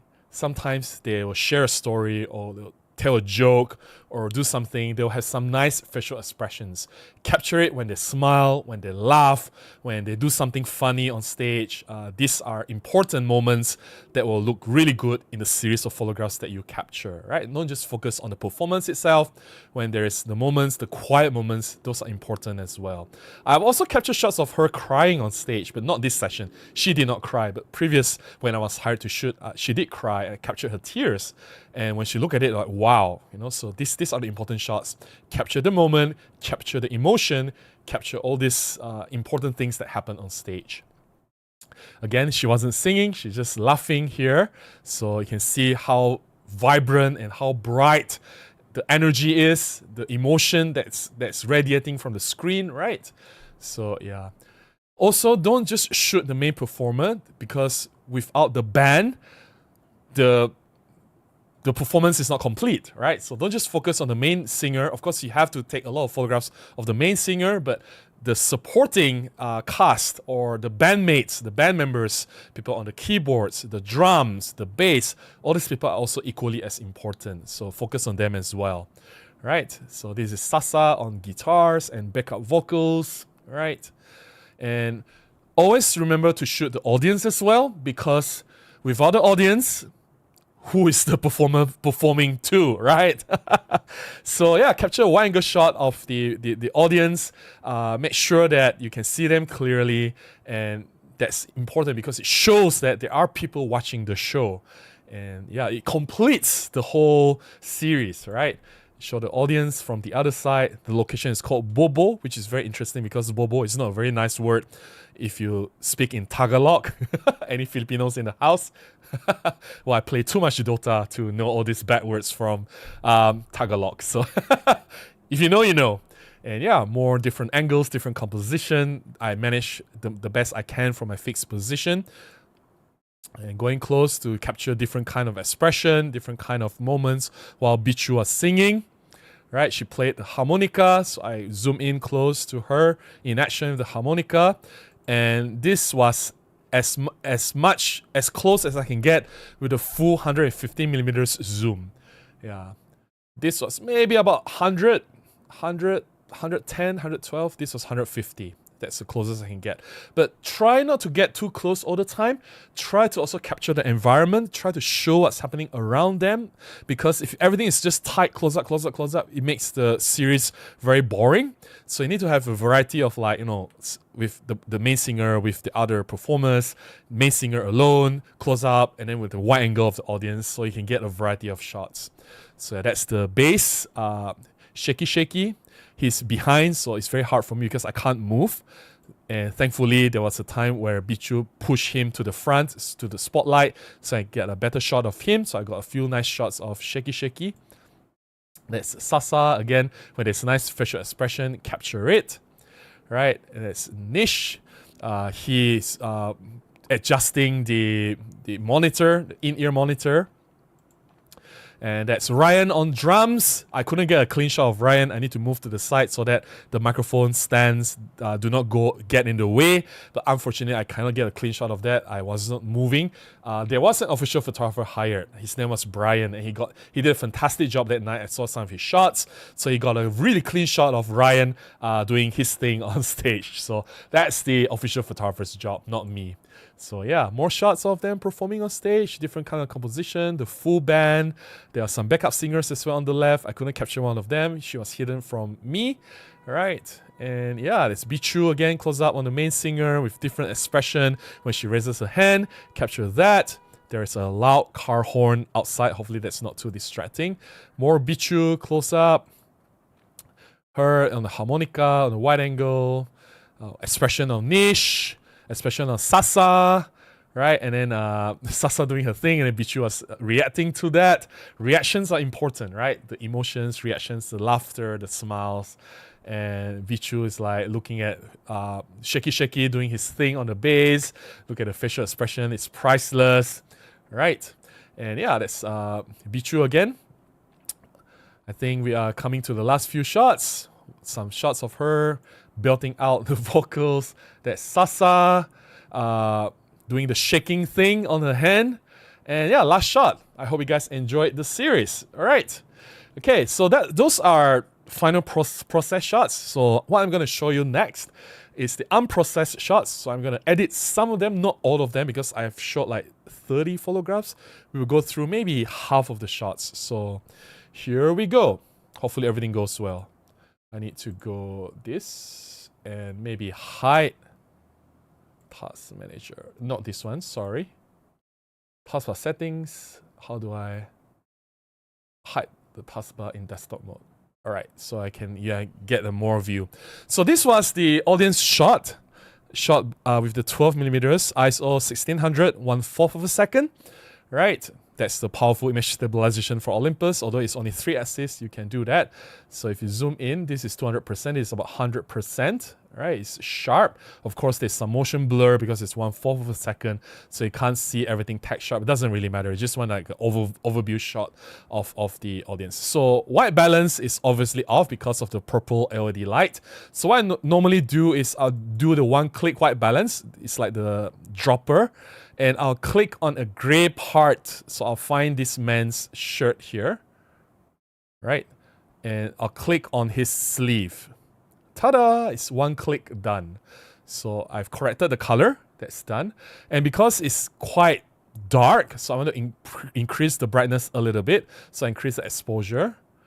Decrease the highlight, the white and the highlight point. Increase the shadow a little bit. Increase the contrast. Decrease brightness a little bit. And we are done. We are basically done. Right? And maybe I'll just dial back the distortion a little bit. And that's it. That's it. All right. That's my final process image. If I want, I can decrease the, what you call that, the magenta further, but then some parts will look too green if I overdo it. So I got to be very careful of how much I decrease the magenta. So that's it. I think that strikes a very good point. And I will show you before and after. This is before, and this is after. This is before, and this is after. Very quick fix, right? And again, wide angle shot. We are going to select a gray part. Let's try here. I think pretty much that's good enough. I'm happy with this color balance. And because it's quite dark, I'll increase the brightness a little bit, decrease the highlight, increase the shadow, increase the contrast, bring back the brightness, and maybe correct the perspective a little bit. And done. This is 100%. People are saying, oh, Micro Four Thirds has a lot of noise. You cannot recover shadows. There's color shift, blah, blah, blah. Yeah, what noise? Yeah, there's grain. Of course there's grain. I'd rather have the grain and texture that makes the photo look natural, right? Rather than everything is smooth and everything. You can get rid of everything, right? You can increase the noise reduction if you want, but I don't care. I thought this looks fine. That's 100% already. This is 100% and it looks fine to me. Let's see before and after. This is before and after. Let's go to Bichu. So that's the original color on stage. The stage light was very purplish. It was magenta. That's 100% zoom. You can see everything is in focus. It's clear, right? So normally I will use the eye drop again, and I'll go to part of the microphone that is gray, and I'll click on it, and usually it will correct the colors automatically. I'll just select a different part, and that's it. The color is fine, right? I'll show you before and after. Before? No, it should be this one. Before and after. Sorry. So before and after. Yeah, so that's the color. Of course, she's a bit underexposed. So what I'm going to do is I will increase the exposure, decrease the highlights, increase the shadow a little bit, right? Increase the contrast, decrease the brightness. Done. There you go. This is ISO 1600, which is perfectly fine if you use Micro Four Thirds. This was a more than 10 years old camera. I get these nice results. Let's do another one. So from this photo to this photo, I'll show you before and after, right? So this is before and after. This is before and after. So because these two photographs with the next, they're about the same. So what I can do is I will just copy the adjustments and I'll apply to the next one. Done. I don't have to do anything much. I can just copy and apply. And I can use keyboard shortcuts, of course. You can't see my keyboard, so that's why I use drop down, copy, and apply. So I can quickly apply this to here as well. So I'll apply my adjustments from previously to here as well. See? Done. right? So that's easy. I'll apply to Sasa as well. Sometimes you need to do a bit more micro adjustments. It's 100%. Look at that. I think that's fine. I'm not going to do any more adjustments. Let's see if I can apply to here as well. Look at that. It's done. Maybe I'll make this a little bit brighter. Just a bit brighter. Then maybe a little bit more contrast. A bit more shadow. Yep. There. Done. Right. 100%. Perfectly sharp. And the next one. Apply adjustments. This is a bit dark, so I'll make it brighter and increase shadow. Look at that. Done. Right. Look at the texture and the details. And Sasa again. Apply adjustments. Apply adjustments. You realize I don't crop a lot. I don't really crop. If you look at my original images, it's as composed. This is a raw photograph, right? Even this wide angle shot. Okay. So I will maybe make it a little bit vertical, or maybe if there's an autocorrect. Yep, autocorrect. Since we already get the color figure out, I'll just apply adjustments. And here she's a little bit too bright, so I will bring back the brightness. And I want the crowd to be not so dark, right? So I'll increase the shadow more. And increase the blacks. And that's it. Yeah, you'll see the noise here. You'll see the noise here. But if you're really scared of this noise, what you can do is you can go to the noise reduction, increase the luminance noise reduction, and that's it. See? It's more manageable now. So they increase the noise reduction, but I don't care.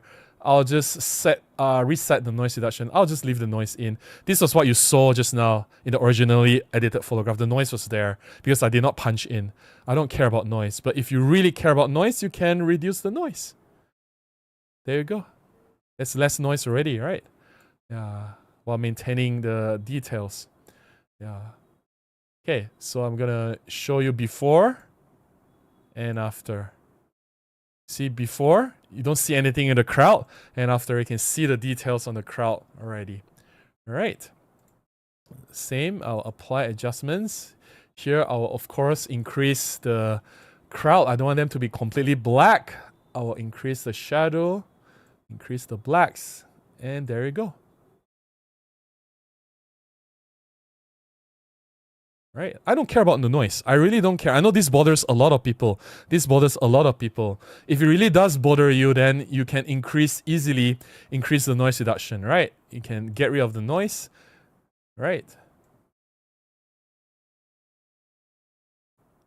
Yeah, there you go. You can get rid of the noise easily, right? There's less noise already, but I don't care. I just leave it in. I don't really care about noise.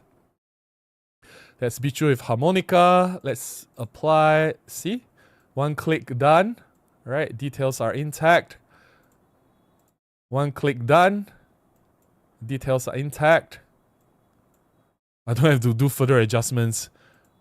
One click done. Maybe a little bit, a touch brighter. I normally want my image to be a little bit brighter. That's it. Right. Sasa and Bichu reacting to her. One touch done. A little bit brighter. Shaky, shaky. This is a little bit underexposed, so I'll increase the brightness, increase the shadow a little bit, and there you go. Done, right? 3 more images, but you get the idea. You get the idea. You get the idea, right? Increase. This is before. This is after. I hope you see that I don't spend that much time on my post-processing. Sometimes it's just 5 seconds or less. Sometimes, even the complicated ones, I spend less than 30 seconds on an image. Like this image, you see, I can just go to the... I can even use the keyboard shortcuts and just apply. And done. I just export the image already, right? And this is the final image that I want to show. And this is a little bit underexposed. I'll just increase the brightness a little bit, tone down the highlights, increase the shadow, and I'm done. I hope you see how easy it is for me to process, right? And I'm going to show you before and after. before and after. And look at that, look at the difference.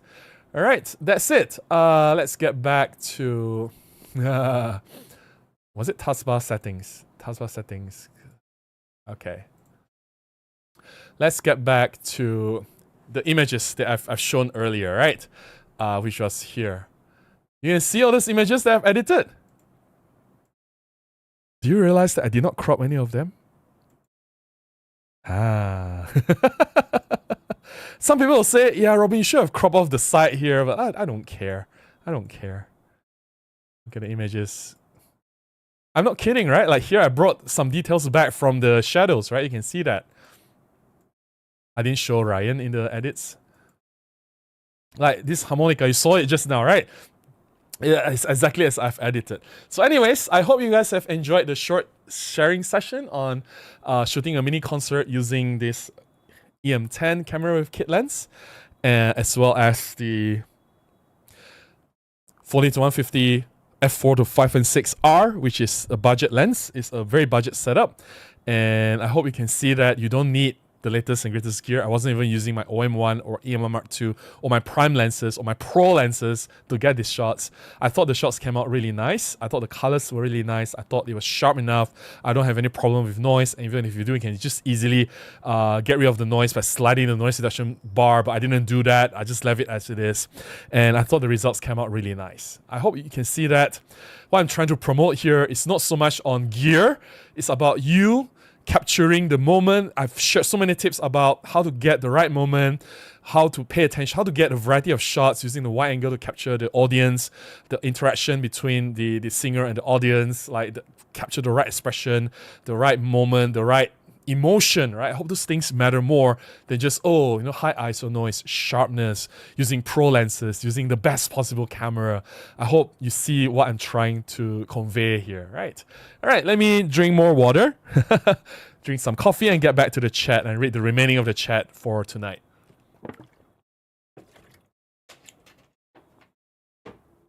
Drink some coffee. I think it's the right time to remind everyone that I have enabled membership, which is the price of a cup of coffee. You can support me. You can have some really cool perks in return. You have early access to all my videos. It's about 24 hours before everyone else sees it. You have that quick preview. And also we have members only live streams for this month. It's happening tomorrow. So if you join now in this membership, you have this privilege of coming into the members only live stream, which is happening tomorrow. You get to interact with me a lot more. I don't have to go through so many chats before I get to your chat.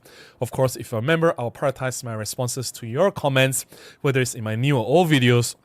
And of course, in this chat as well, I'll prioritize my replies to your chats first before non-members. There are also a lot of videos I've taken down, the videos that are not performing well. I'm guessing I might take down this week's video sometime in the future, a few months from now. If it doesn't hit 10,000 views, I will take it down. And this is to prevent the algorithm for working against me. I want the algorithm in YouTube to continue to push my new videos to a wider audience. And some of these other videos I've taken down includes tips and tricks on black and white photography, how to create impactful composition, as well as how to get sharp images if you're shooting inside macro, and a lot of street photography POV videos. If you want full access to them, you can join as a member. And bear in mind, I have left these videos out for at least about half a year, sometimes more than half a year, more than 1 year. It's just that it didn't get the views. If you guys don't watch them, I take it down. It's only fair, right? I make it free for everyone. If you don't want to watch them, I take it down.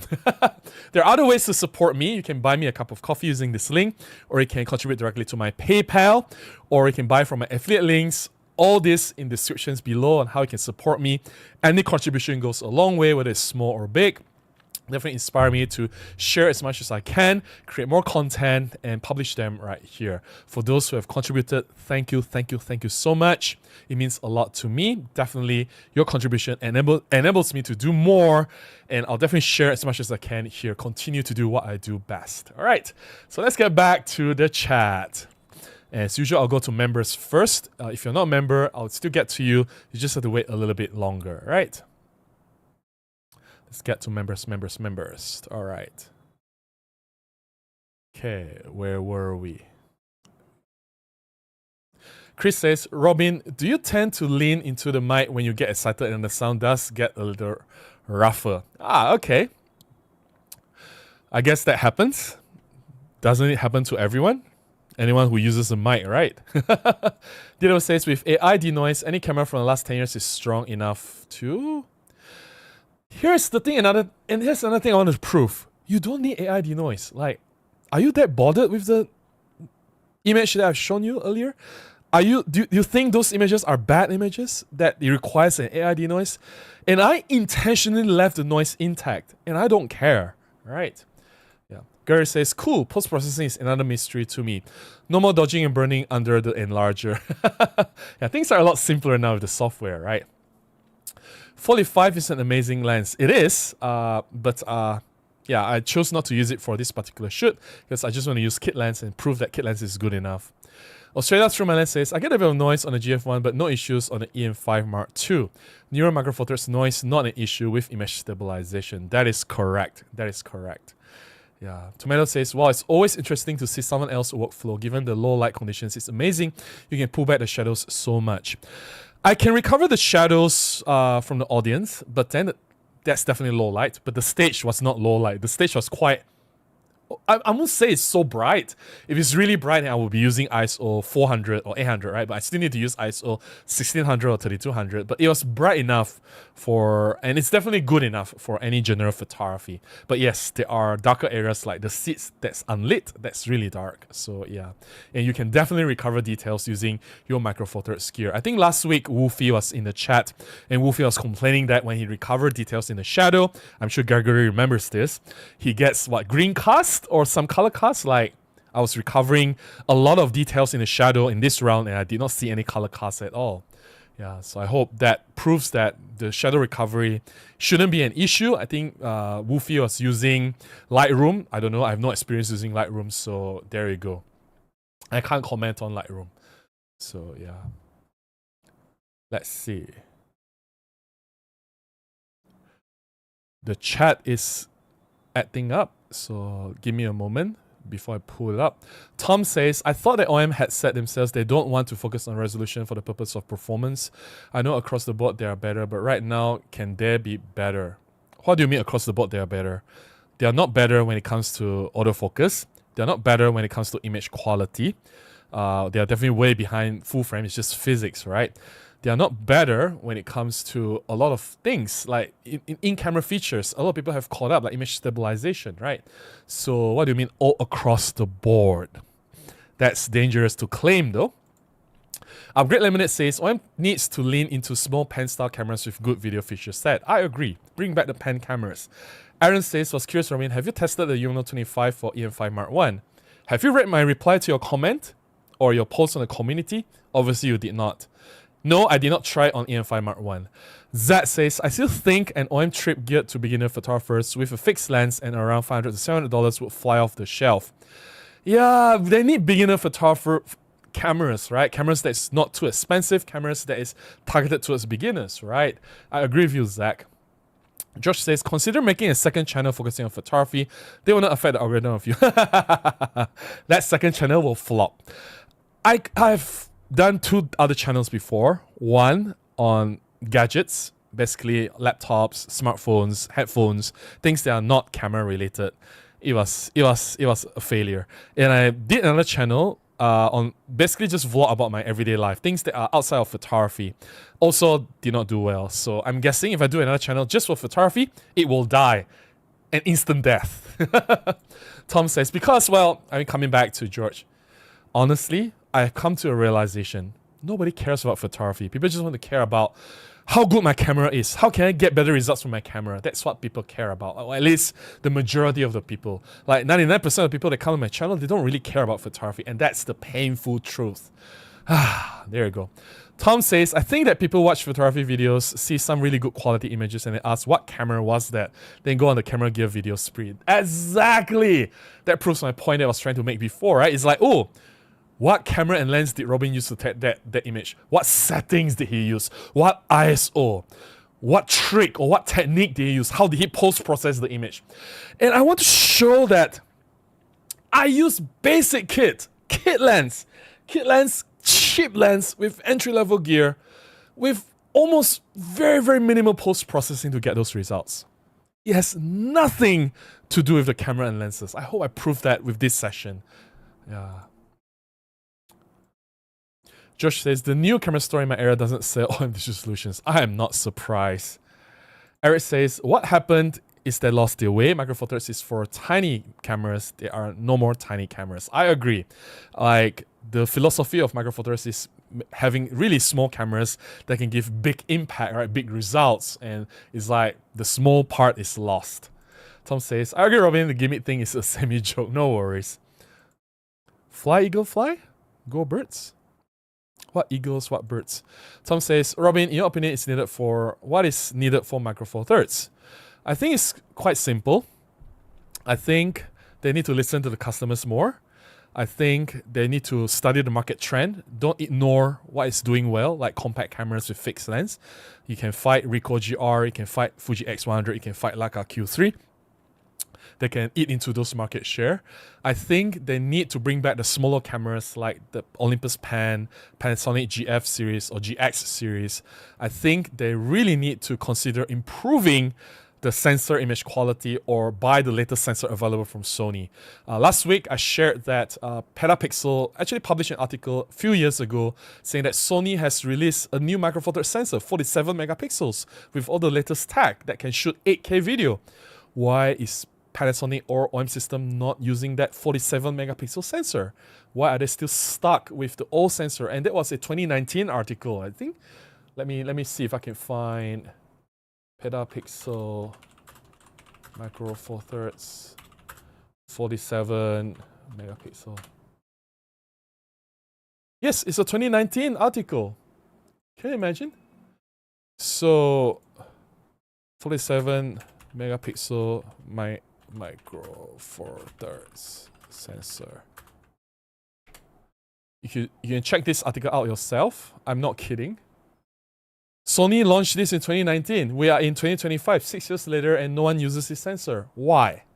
Why? This could be a game changer, right?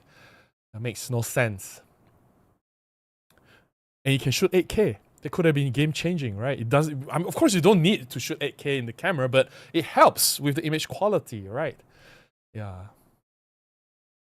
Let's get to the members' chat if there's any. Gary says, simpler, so many knobs and switches now. I think you guys are talking to each other. No worries. Gary says, Wolfie forgot to turn off the make recover shadow screen settings in Lightroom. Really? There's such a thing in Lightroom. I have no idea. I don't use Lightroom. I think for obvious reasons, right? You can see I can get very good results with Capture One. I'm not promoting Capture One. I don't care what software you use, just get the results that you want. But obviously, you can see it works for me, right? Just with 1 or 2 clicks, I get the results that I want, and that's what I want to do. I want to simplify my post-processing workflow. I don't want to spend so much time editing my images. I want to spend more time going out with my camera, having fun shooting, right? That's what photographers are. We shoot photographs. We shouldn't be spending too much time editing our photographs. Yeah. Zach says, I don't mind the gear talk, but the main thing that brings me back to the live stream are Robin's photos. Oh, thank you so much. I appreciate that. Paul says, can I purchase your hat in your merch store? I don't have any merch store. This is a custom-made hat. It's very cheap. It's very low quality. I don't wear this outside. If I do, I think the leathers or whatever the patterns will wear off very, very quickly. Lina says, the minute I learned Panasonic would do full frame, I knew that Micro Four Thirds would become an afterthought to them. Yeah, I know, right? It's like, how are you going to prioritize one over the other? Obviously, you want the full frame to succeed. In the early stages, you put a lot more resources and effort into the full frame system. Micro Four Thirds is like semi-abandoned by Panasonic. Yeah, it's not surprising.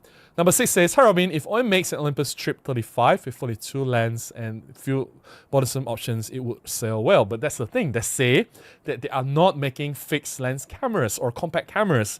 They say very specifically the answer to the questions from Petapixel, from DP Review. You can read this everywhere, right? They are very clear in the interview. The official answer is no. So it's not happening. Chuck says, Sony colors are not great. I've watched in real time while the camera cool shifted away the goodness of golden color. I know, right? It's like, Yeah, that's one thing that Sony hasn't really gotten right, the colors, and that's one thing that keeps a lot of Canon shooters within a Canon cam, because Canon colors, especially skin tone, is just way better than what Sony is doing. Number says, if ON makes any monochrome, I think OM, right? No, because black and white camera, as great as it is, as much as I love it, if I ask 100 of my friends, how many of you will spend, let's say, $2,000 to buy a monochrome only camera? I think maybe only one. I can only think of one friend. And if that's true, that's a very wrong move to make, especially now they are in the deficit. They are not making money. They're making a loss year after year. So to create a product that's not selling well, that's for the minority, only a few people, select few will buy, that is suicidal as well. So yeah.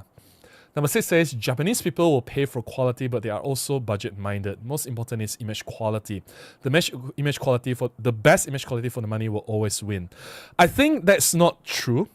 If it's budget, let's say that if it's entry-level camera below $1,000, I'm not going to expect the quality to be better than a $2,000, $3,000 flagship level full-frame camera.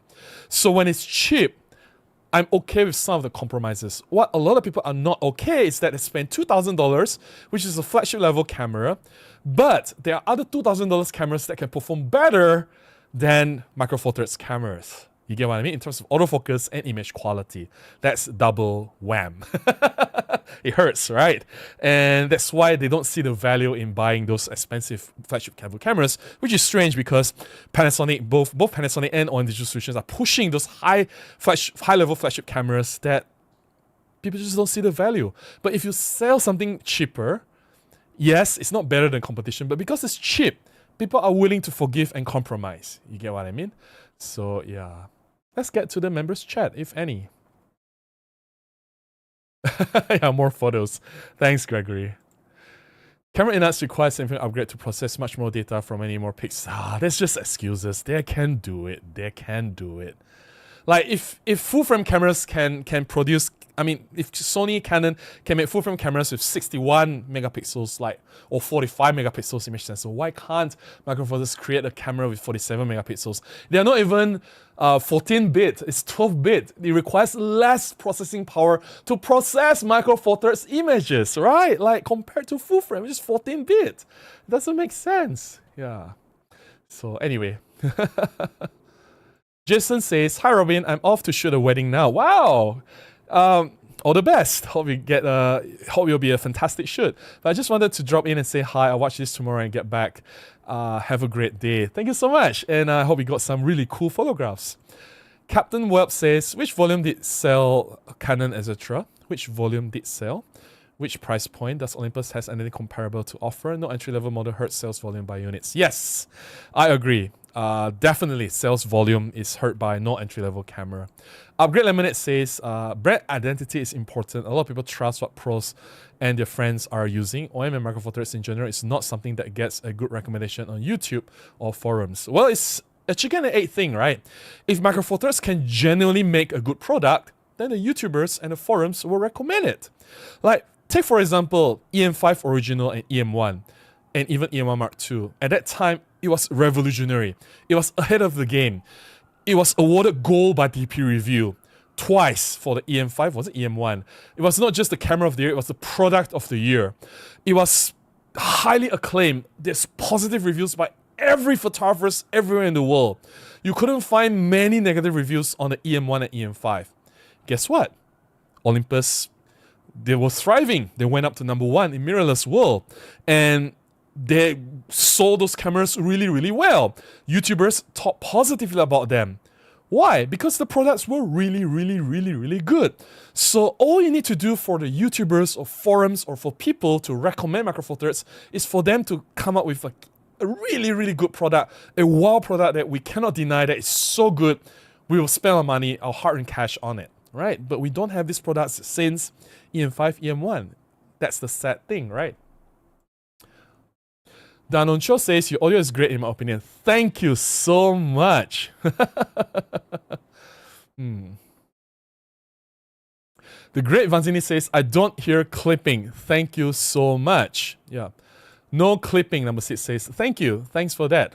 Sunny says, I don't buy a new micro four thirds camera until the pixel count really goes further. Some smartphones have 40 megapixels and the pull-out is usable in good light.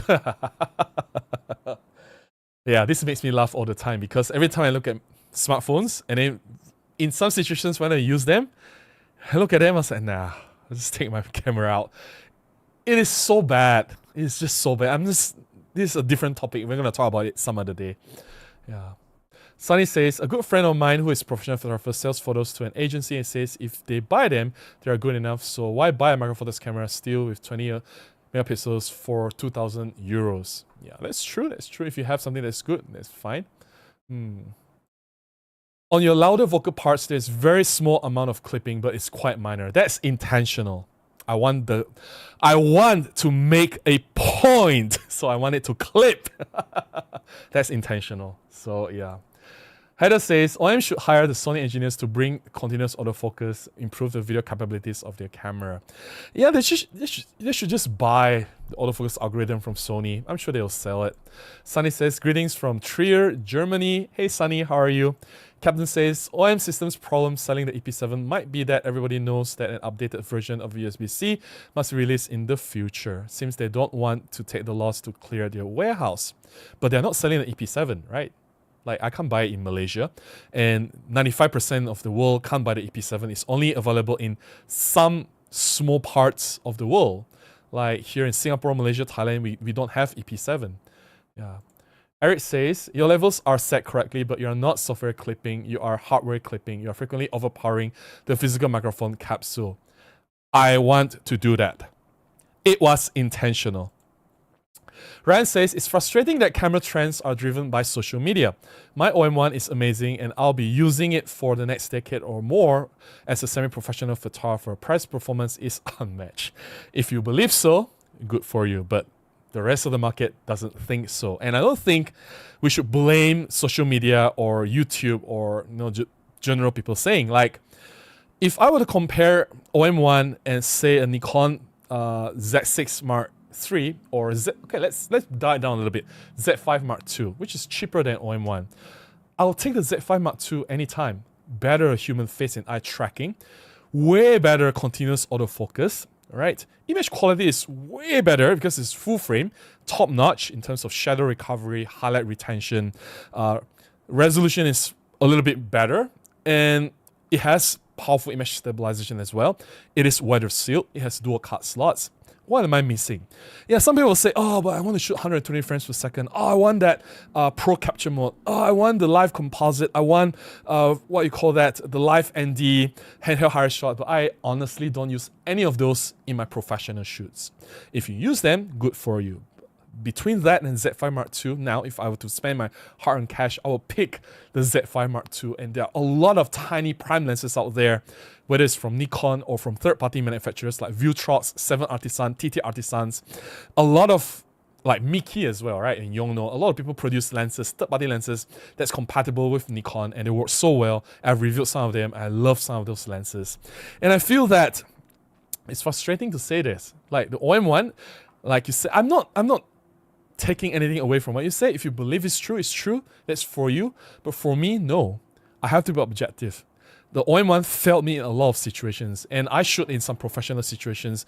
And you know Bichu, just now, the singer that I've shown you, I've shot her, and you know the weird part? OM1 fails to recognize her face. Maybe she put too much makeup on, maybe her hair is red, the camera thinks, what the hell, human hair should not be red. It just fails to recognize the face. And when there are people on stage, which often are, the camera will jump to the face behind her and lock on that.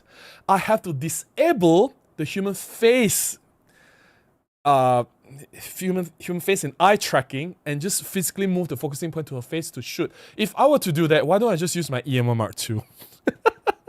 Which has better single autofocus performance than the OM1 anyway. So I've talked about this many times before. I'm not going to repeat myself again. I'm just saying that, to me, it's frustrating that OM1 is not as good as it's supposed to be. If it's really that good, people will be raving about it, but it is not. That's the truth. And that's one of the reasons why the market share is plummeting as well. Ryan says, but things move so quickly for influencers. It's always the next. Yeah, well, if it's good, it's good, right? If it's not good, it's not good. I mean, it's just as simple as that. Yeah. Okay. The chat is lagging a little bit. Oops. The chat is gone. Let me see if I can bring it back. I need to reload this. The chat is gone. Give me a moment to fix the chat. All right. Let me pop up chat.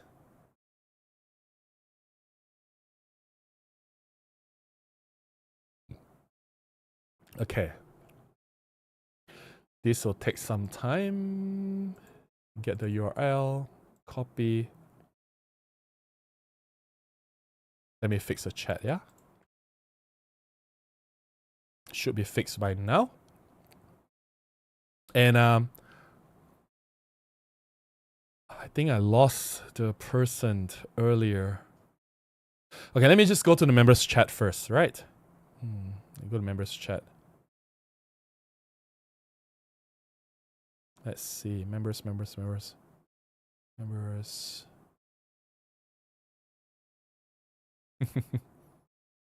Tomato says, Capture One is pretty interesting. Very similar adjustment sliders to Lightroom. Might be worth considering because Adobe charges too much. The sliders can be customized the position. So what you saw at the side, all those positions were not originally from Capture One. I put them there because depending on how often I use certain adjustments. So there you go. Thanks, Gregory. Appreciate that. DW says, OM needs to give something unique feature that people like to the product. People think Fuji is lifestyle. I don't know what it means actually, but OM has to find something similar. They used to do lifestyle products and then they just give up and just go wildlife. Juliet says, the resurgence of film photography in 2015 has an impact on all of this. Fuji's attention to Instax snagged this market, especially for beginners. But then again, film is dead. Like... I had a friend, well, he thought it was a good idea to do a YouTube channel on film photography, right? Then he asked, he was so happy to tell me, oh, I'm going to do film. But I told him that, well, let me be honest with you, friend to friend, YouTuber to YouTuber, photographer to photographer, film is dead. There's a hype. I'm not denying it. There's a hype, but that hype is not good, not enough to sustain your channel. He gave up a few months after that. Because, like I said, the channel took off for a while. There's some viewers, but the viewers don't stay. It's like, it's just a hype. It's just that temporary thing. It doesn't last. It's not enough to sustain a channel, right? Film is just dead. Well, at least to me. Australia Through My Lens says, EM5 Mark I is still in my collection of over 40 cameras. OM needs a compact camera like the Pen series and be under $1,000 US. I totally agree. Entry-level camera, budget-friendly, small. That's what we want. Juliet says, Fuji snagged beginners and young film shooters wanting to emulate the look of film. Not my interest, but good marketing. But that's the thing, right? Like, film look was never a good thing. People who actually shot film will say that they hated film. They don't love the colors. When they went digital, they said, oh my goodness, this is godsend. Like, where have you been all my life? And they never look back. Ask any of the actual film shooters who have done this 20, 30 years, shooting film professionally or casually. Anyone will tell you, oh, film, no. Good riddance. Digital is here to stay, yeah. Julia says, after all is said and done, though, and you have to pick the system you feel comfortable with, Micro Four Thirds for macro and everyday street, Nikon Z for events, wildlife, exceptional quality. Yeah, Nikon Z, it seems like really great quality, right? Great option, and I'm leaning towards Nikon Z, honestly. That says, Z5 II is so hot, like if anyone is looking to get into a camera, it's like one of the top things to recommend. Nikon is on a streak if they just get us a Sigma lens. I feel like film is like gatekeeping. Anyone who keeps trying to force you to do it, like it's like better than you. Yeah, that's true probably, but I just don't see the point in it. Yeah, it's like, oh, if you don't shoot film, you're not a real photographer. Like, screw you. A good photograph is a good photograph, whether it's film or not, or digital, right? Yeah, film is too expensive to be many people's hobby. Yeah, and we haven't talked about the environmental impact part, right? Yeah. Let's see.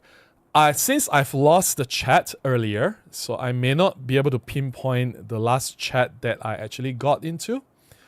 So I may have lost some of the chats. Yeah, so this is the earliest that I can get to. So I'm very, very sorry about this. Haider says, OM should hire the Sony engineers to bring continuous autofocus tracking. We've talked about this already. Great. I haven't lost that much chat yet. That's great. Yes, I've replied to this also. I've replied to this already. So Stuart says, recently I got the EPL7 based on your videos and absolutely love it. Pair it with the 1442. It's a brilliant travel walk around setup. Also done some portraits with the Panasonic 25 1.7. Yeah, EPL7 is such a great camera, right? Like, I'm not kidding when I say the camera is awesome. And that's the thing. When I say something, I mean it. And, you know, it's like, I wouldn't put my words out there if it's not true. And I don't want people to come back to me and say, Robin, you are lying about this. Robin, I disagree with you with this. And that has never happened with me before. So I'm glad that I'm able to say something that's true. And I'm glad that you actually love the EPL7 after you've gotten it. Ryan says, the next best thing, we were mortals, we don't need to be constantly upgrading. But that's what a lot of people do, right? They're not happy with the Sony, they throw it away, they get a Nikon, not happy with the Nikon, they buy Fuji, and then it just keeps going on and on. It's kind of sad looking at that, yeah. Sunny says, audio and video is absolutely top. Thank you so much. Appreciate that. Sarfin says, I won't leave, but I won't invest in any more lenses. And I'll replace bodies when my 3 die. Your OM3, is it? It made me recently buy the X100 Mark VI over the OM3 because of the decline. Yeah. But both are very different cameras still. Like the X100 Mark VI, what you can do with it, you can't really do with the OM3. What you can do with OM3, you can't do with the X100 Mark VI. Like I can attach a macro lens and do macro photography with it. I can't do it with the X100 Mark VI, for example. Or I can do an architectural photography or interior if I attach, say, a Laowa 6F2. Or I can do astrophotography with it, with that sweeping panoramic landscape, right? But the 35mm equivalent focal length, the X100 Mark VI is just limiting. So I don't think it's fair to compare both cameras. Yeah. And to be fair, there's nothing that OM Digital Solutions is offering that matches the X100 Mark VI. I'm not saying it's a bad camera. Like, it is a great camera by itself. So I'm glad, I'm happy that you have it. Yeah. Pizza? What's pizza? I don't understand. Tate says, hey Robin, I love the audio is top notch and there is no clipping and the video is top. I have a lens question. You are a great portrait photographer. Is the 45 f1.8 or f1.2 better? Both are great lenses. I currently use 45 1.8. I never owned the 1.2 version, but I did have them for an extended period of time, for several years actually, because I get to keep them when I was an ambassador for Olympus. And at least to me, I don't see the need to upgrade to the f1.2, but I do admit that the f1.2 is sharper. Technically, it's better, corner to corner.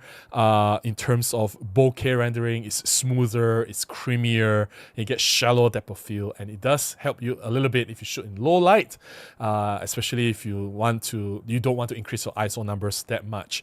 But having said all that, the 45 1.8 is just so much smaller. It's so tiny, and for what it is, it's good enough for everything that I do. So I hope that explains why I use the 45 f1.8. Yeah.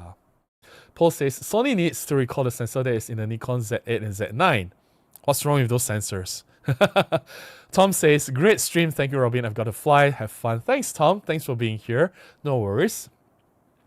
Red Vanzini says, if a Pen F Mark II sold as poorly as the original, will be the end. I know, right? So they can't make the same mistake. Like, I understand why they hesitate to make the Pen F Mark II. Truer says, hey people, don't forget to like this video. Lots are watching and only a few giving the credit. Thank you so much. I appreciate that. That's so nice of you, True Warrior.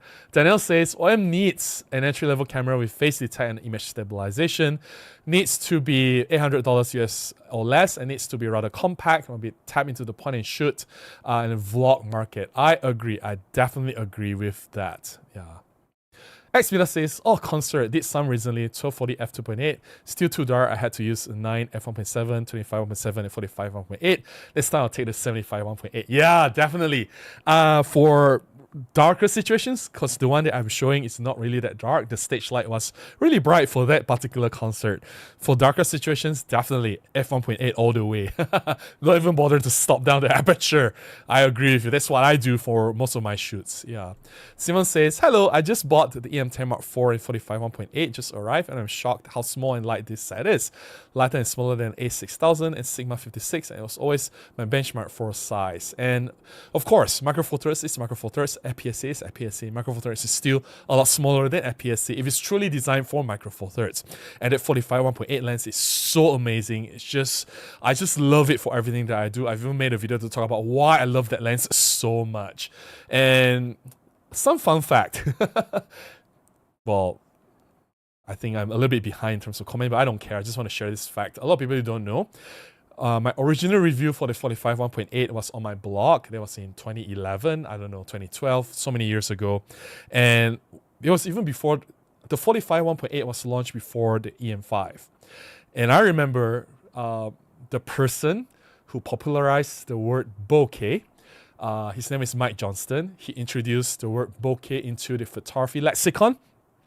Mike Johnston emailed me and asked my permission to use my photographs and reshare part of my blog article in his online website. Which I was like, oh my goodness, the person who invented bokeh. Well, he didn't invent bokeh because bokeh is a Japanese word, and he sort of like popularized the use of bokeh in the photography language. And for that person to contact me and have this nice communication, I was like, it's like, I don't know, the inner child of me was screaming. Anyway, so there was just some nice story to share with you guys. And in case you guys are wondering, bokeh is the correct pronunciation, bokeh. I don't know why some people pronounce it as boka or boka or bo. I don't know what other ways to pronounce it. It's bokeh. Bokeh, bokeh, bokeh, bokeh, bokeh. That's the right way to pronounce it. You can search the technical papers. Mike Johnston has written a few, not him, he commissioned other people to write these technical papers on how to pronounce bokeh, and how to define bokeh, and how to calculate bokeh, and what it actually is. So there you go. Some fun fact for you guys for tonight.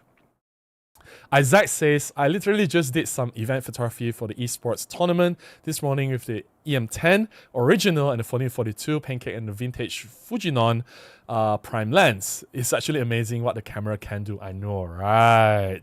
This EM10, like, do not underestimate this tiny camera.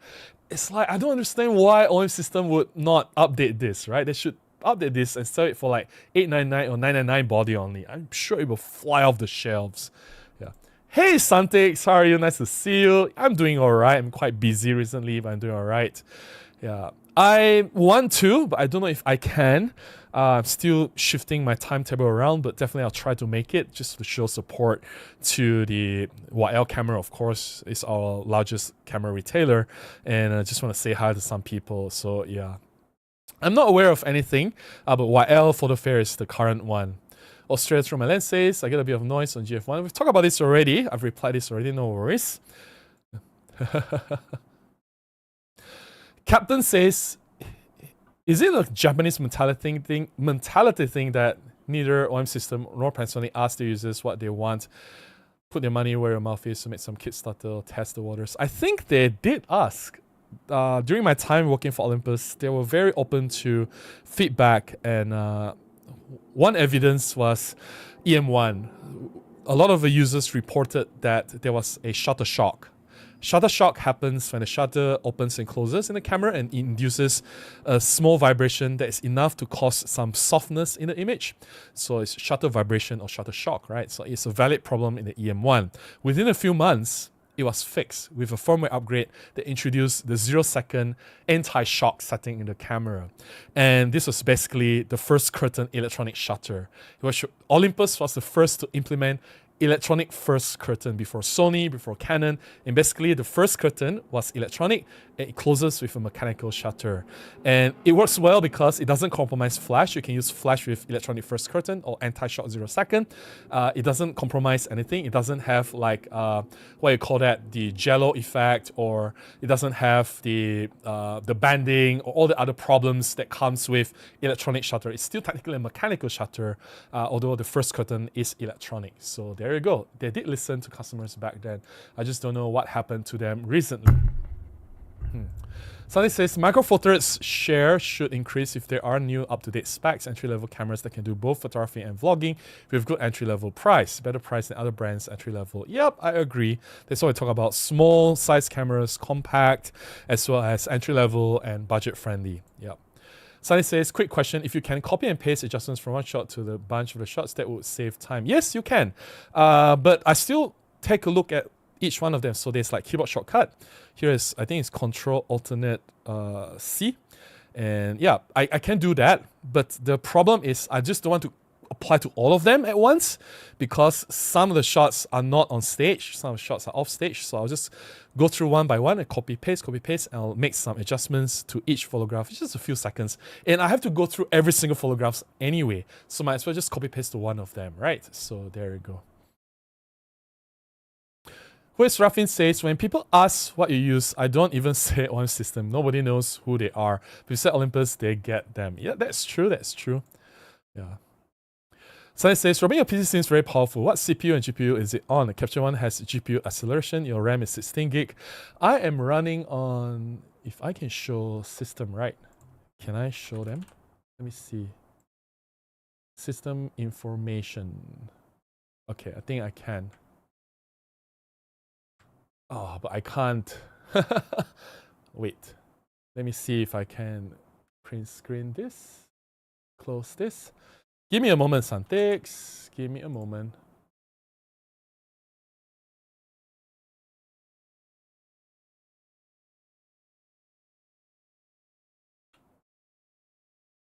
All right. Okay, let's see if I can go to this part. Windows screen, Santix. Give me a moment.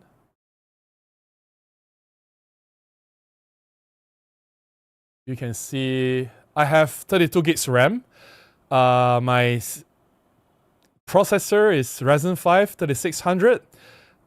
This PC was built in 2020, so it's been 5 years. It's 6 years running. I'm using a fairly low-powered budget graphics card.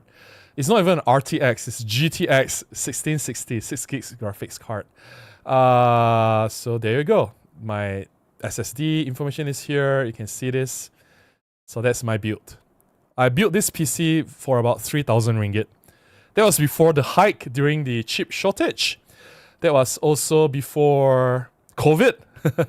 Just before COVID, I think. Was it 2020 or 2019? 2020. Yes, 2020. I bought this in January 2020. So there you go. Ryzen 5, 3600, 32 gigs RAM.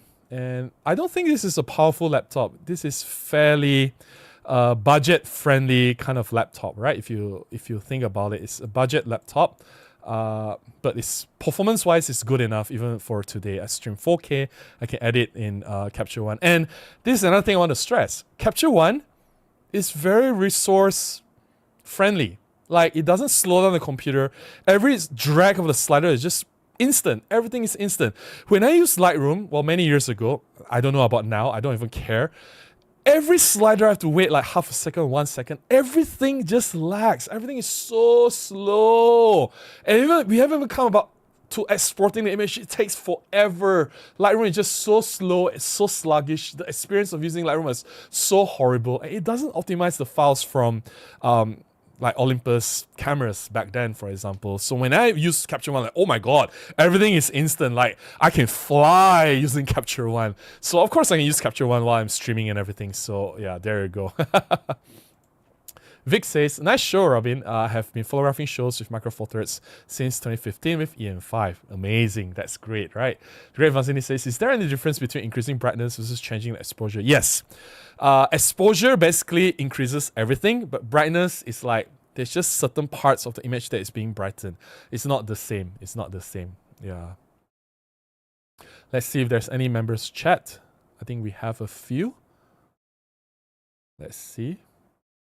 Australia Through My Lens says, I still shoot film, but yes, it can be frustrating when lab stuffs up developing it. I'm going to try macro film photography next week alongside shooting digital macro with EM1 Mark II and Canon 6D Mark II. Wow, you carry so many stuff when you shoot macro. Are you doing insect macro? Like, I did a macro outing recently, right? So I carried just the I think EM1 original, 60 macro, which is a fairly small setup, a flash, a bottle of water, and I felt like I'm dragging too much stuff already. And here you are, you're capturing like 3 cameras, a film camera, EM1 Mark II, which is bigger than EM1 Mark I, and a 6D, which is even bigger.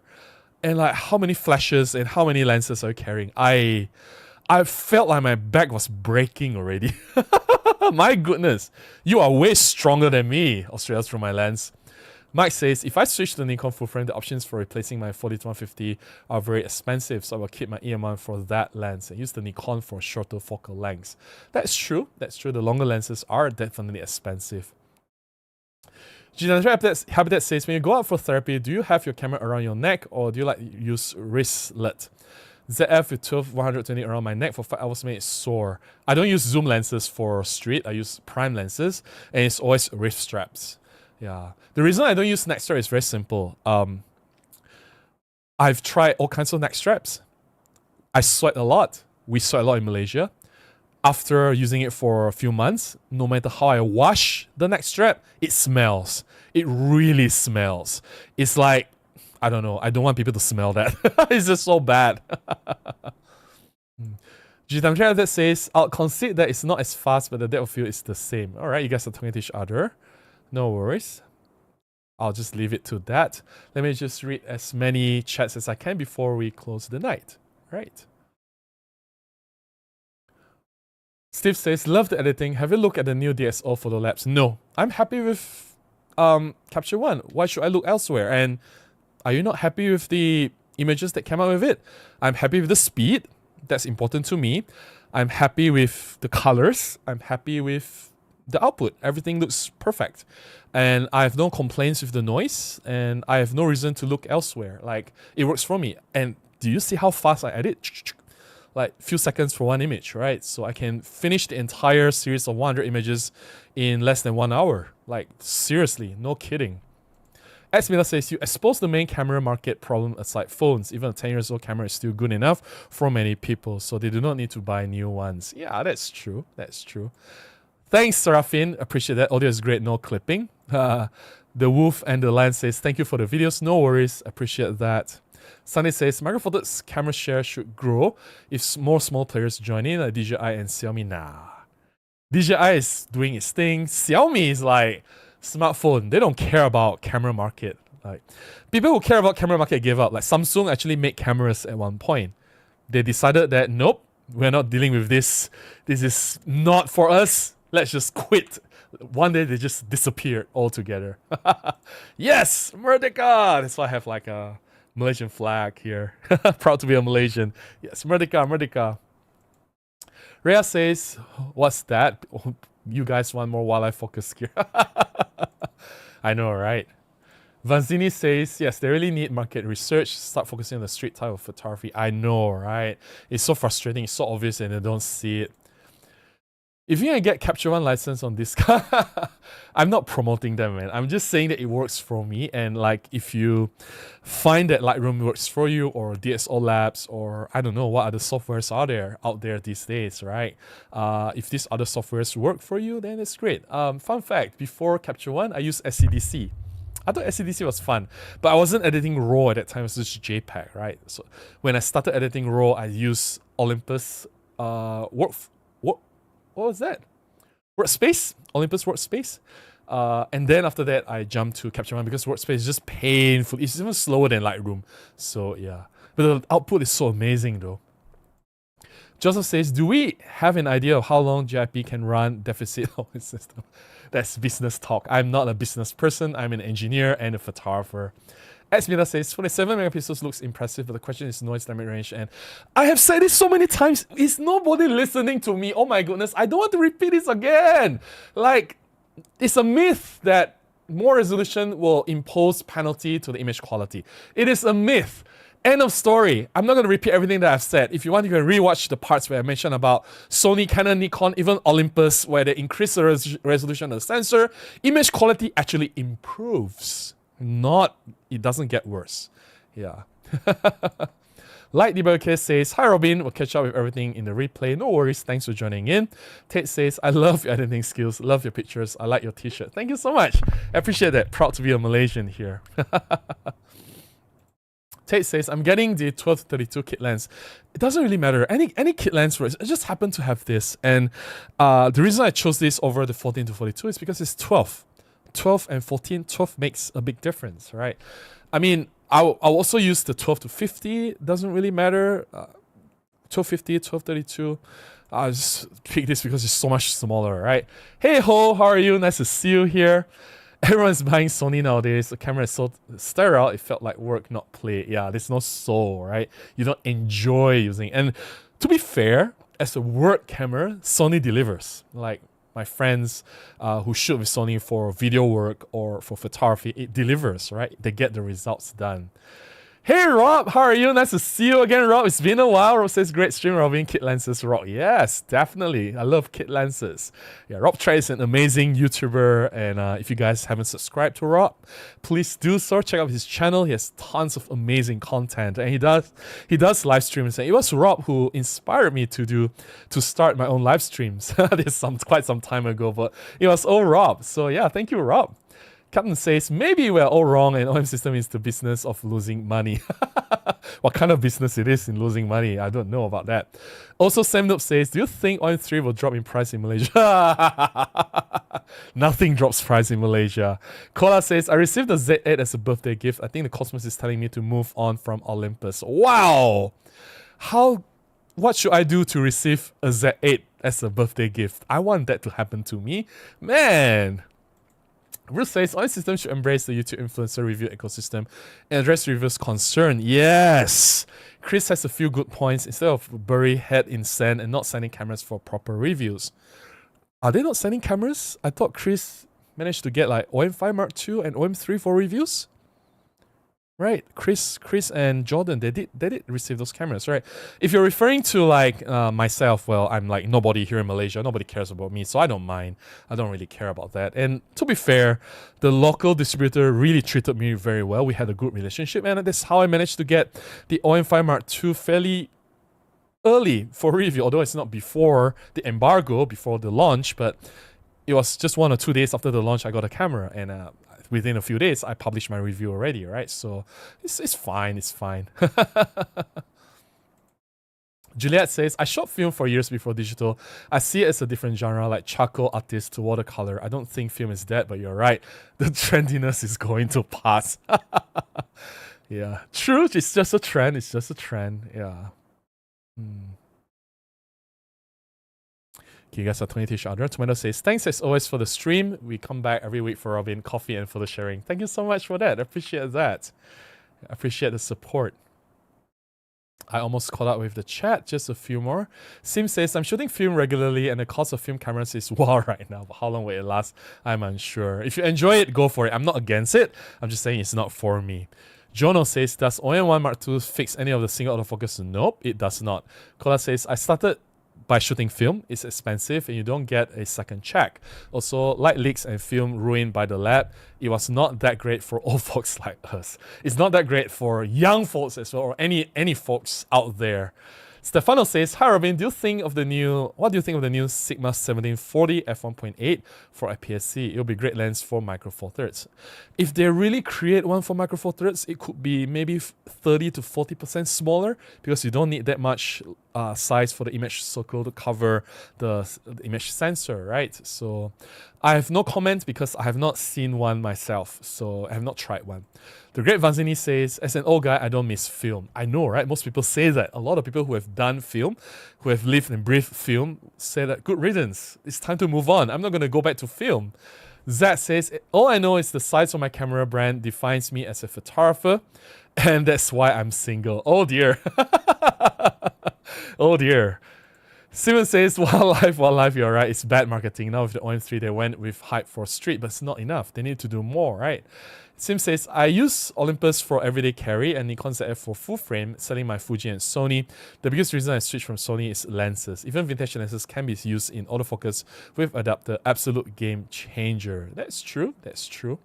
Yeah. I think autofocus is a huge thing, which I think OM system need to realize and really catch up on what Sony and Canon can do. Yeah. Captain Web says, is there a relation between dynamic range and manual labor in production, like calibrating? It's just value sensitive elements. Dynamic range is within the sensor itself, image sensor, right?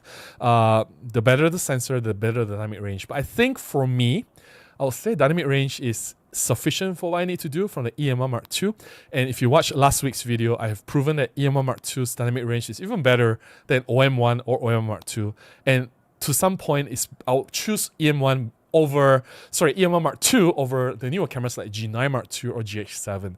Because a lot of people keep saying me, oh, Robin, the GH7, G9 Mark II has better than... No, it's not. Watch last week's live stream.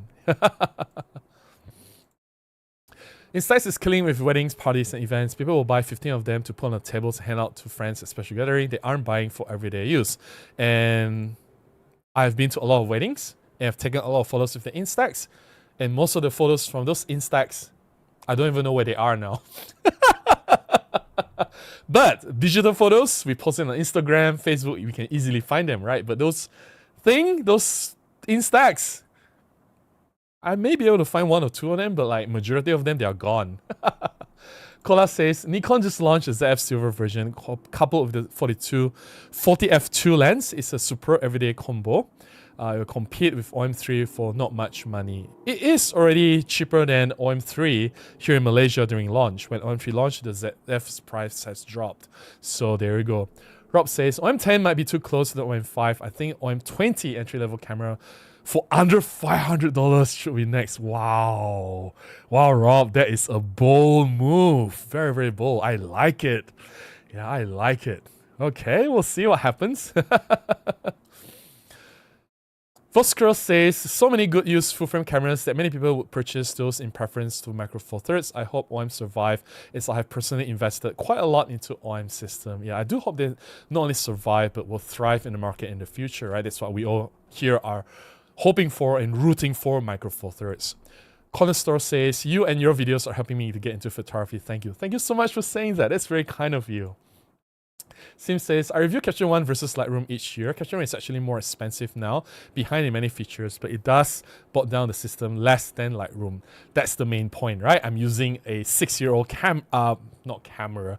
I talk about cameras so much that everything is camera instantly after I talk about referring to something, right? I'm using a 6-year-old computer, and yet the Capture One is blazing fast on it, right? So yeah.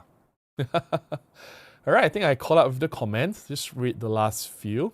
Andrew says, thank you so much for the chat tonight. Gotta call it a night. Catch up tomorrow at members live stream or at not KLPF, it's YLPF, Andrew. KLPF was 2 weeks ago. We were there. So yeah. Juliet says, upgraded my Z6 Mark II to Firmware 2 and my goodness, it's now on par with the Z8. Quite amazing. The purpose of owning a camera like this is still important. It's just a tool, yeah. And what's with the OM Digital Solutions promise regular firmware updates? There's nowhere to be seen, right? Seems like Fuji and Nikon and Sony, they are doing more regular firmware updates for the cameras now. Sam says, good talk. I started on film 25 years ago. Film is impractical, but I think you're underestimating the magic it has with the new generation of photographers fed up with so much overprocessed AI fakery. Well, don't use AI then, right? Sam says, your videos were a big part of discovering Micro Four Thirds. It's been a lot of fun, and I've talked about the system a lot on my channel. I appreciate it. No worries, no worries. I appreciate that. And with that, I think I should stop already. It's almost 12:30. We are a bit over time. And thank you so much, everyone, for joining in the stream. I've had so much fun talking to you guys. Thanks for sharing your opinion. I value them a lot. And I hope you've enjoyed the photographs that I've shared and the bit on the post-processing part that I shared. I hope I proved the point that you don't need the latest and greatest cameras and lenses. You don't need like top-tier gear to produce excellent results, and you don't need to spend so much time, or you don't need like all this denoise or fancy AI software to process your photographs. Just a simple few slides and tweaks and spend a few seconds on each photograph is enough to make these photographs shine. And I hope these photographs are good enough for you. I mean, they are good enough for me and my clients. My clients never complain, so there you go. And yeah, I hope you've learned something tonight, and that's it. I hope you've enjoyed the session. If you do, Please support me. There are many ways. You can join as a member, you can buy me a coffee, you can contribute through my PayPal or buy from my Amazon links. All links in the description below. Until the next one, please go out and take more photographs. I'll see you guys in next week's live stream. Bye-bye.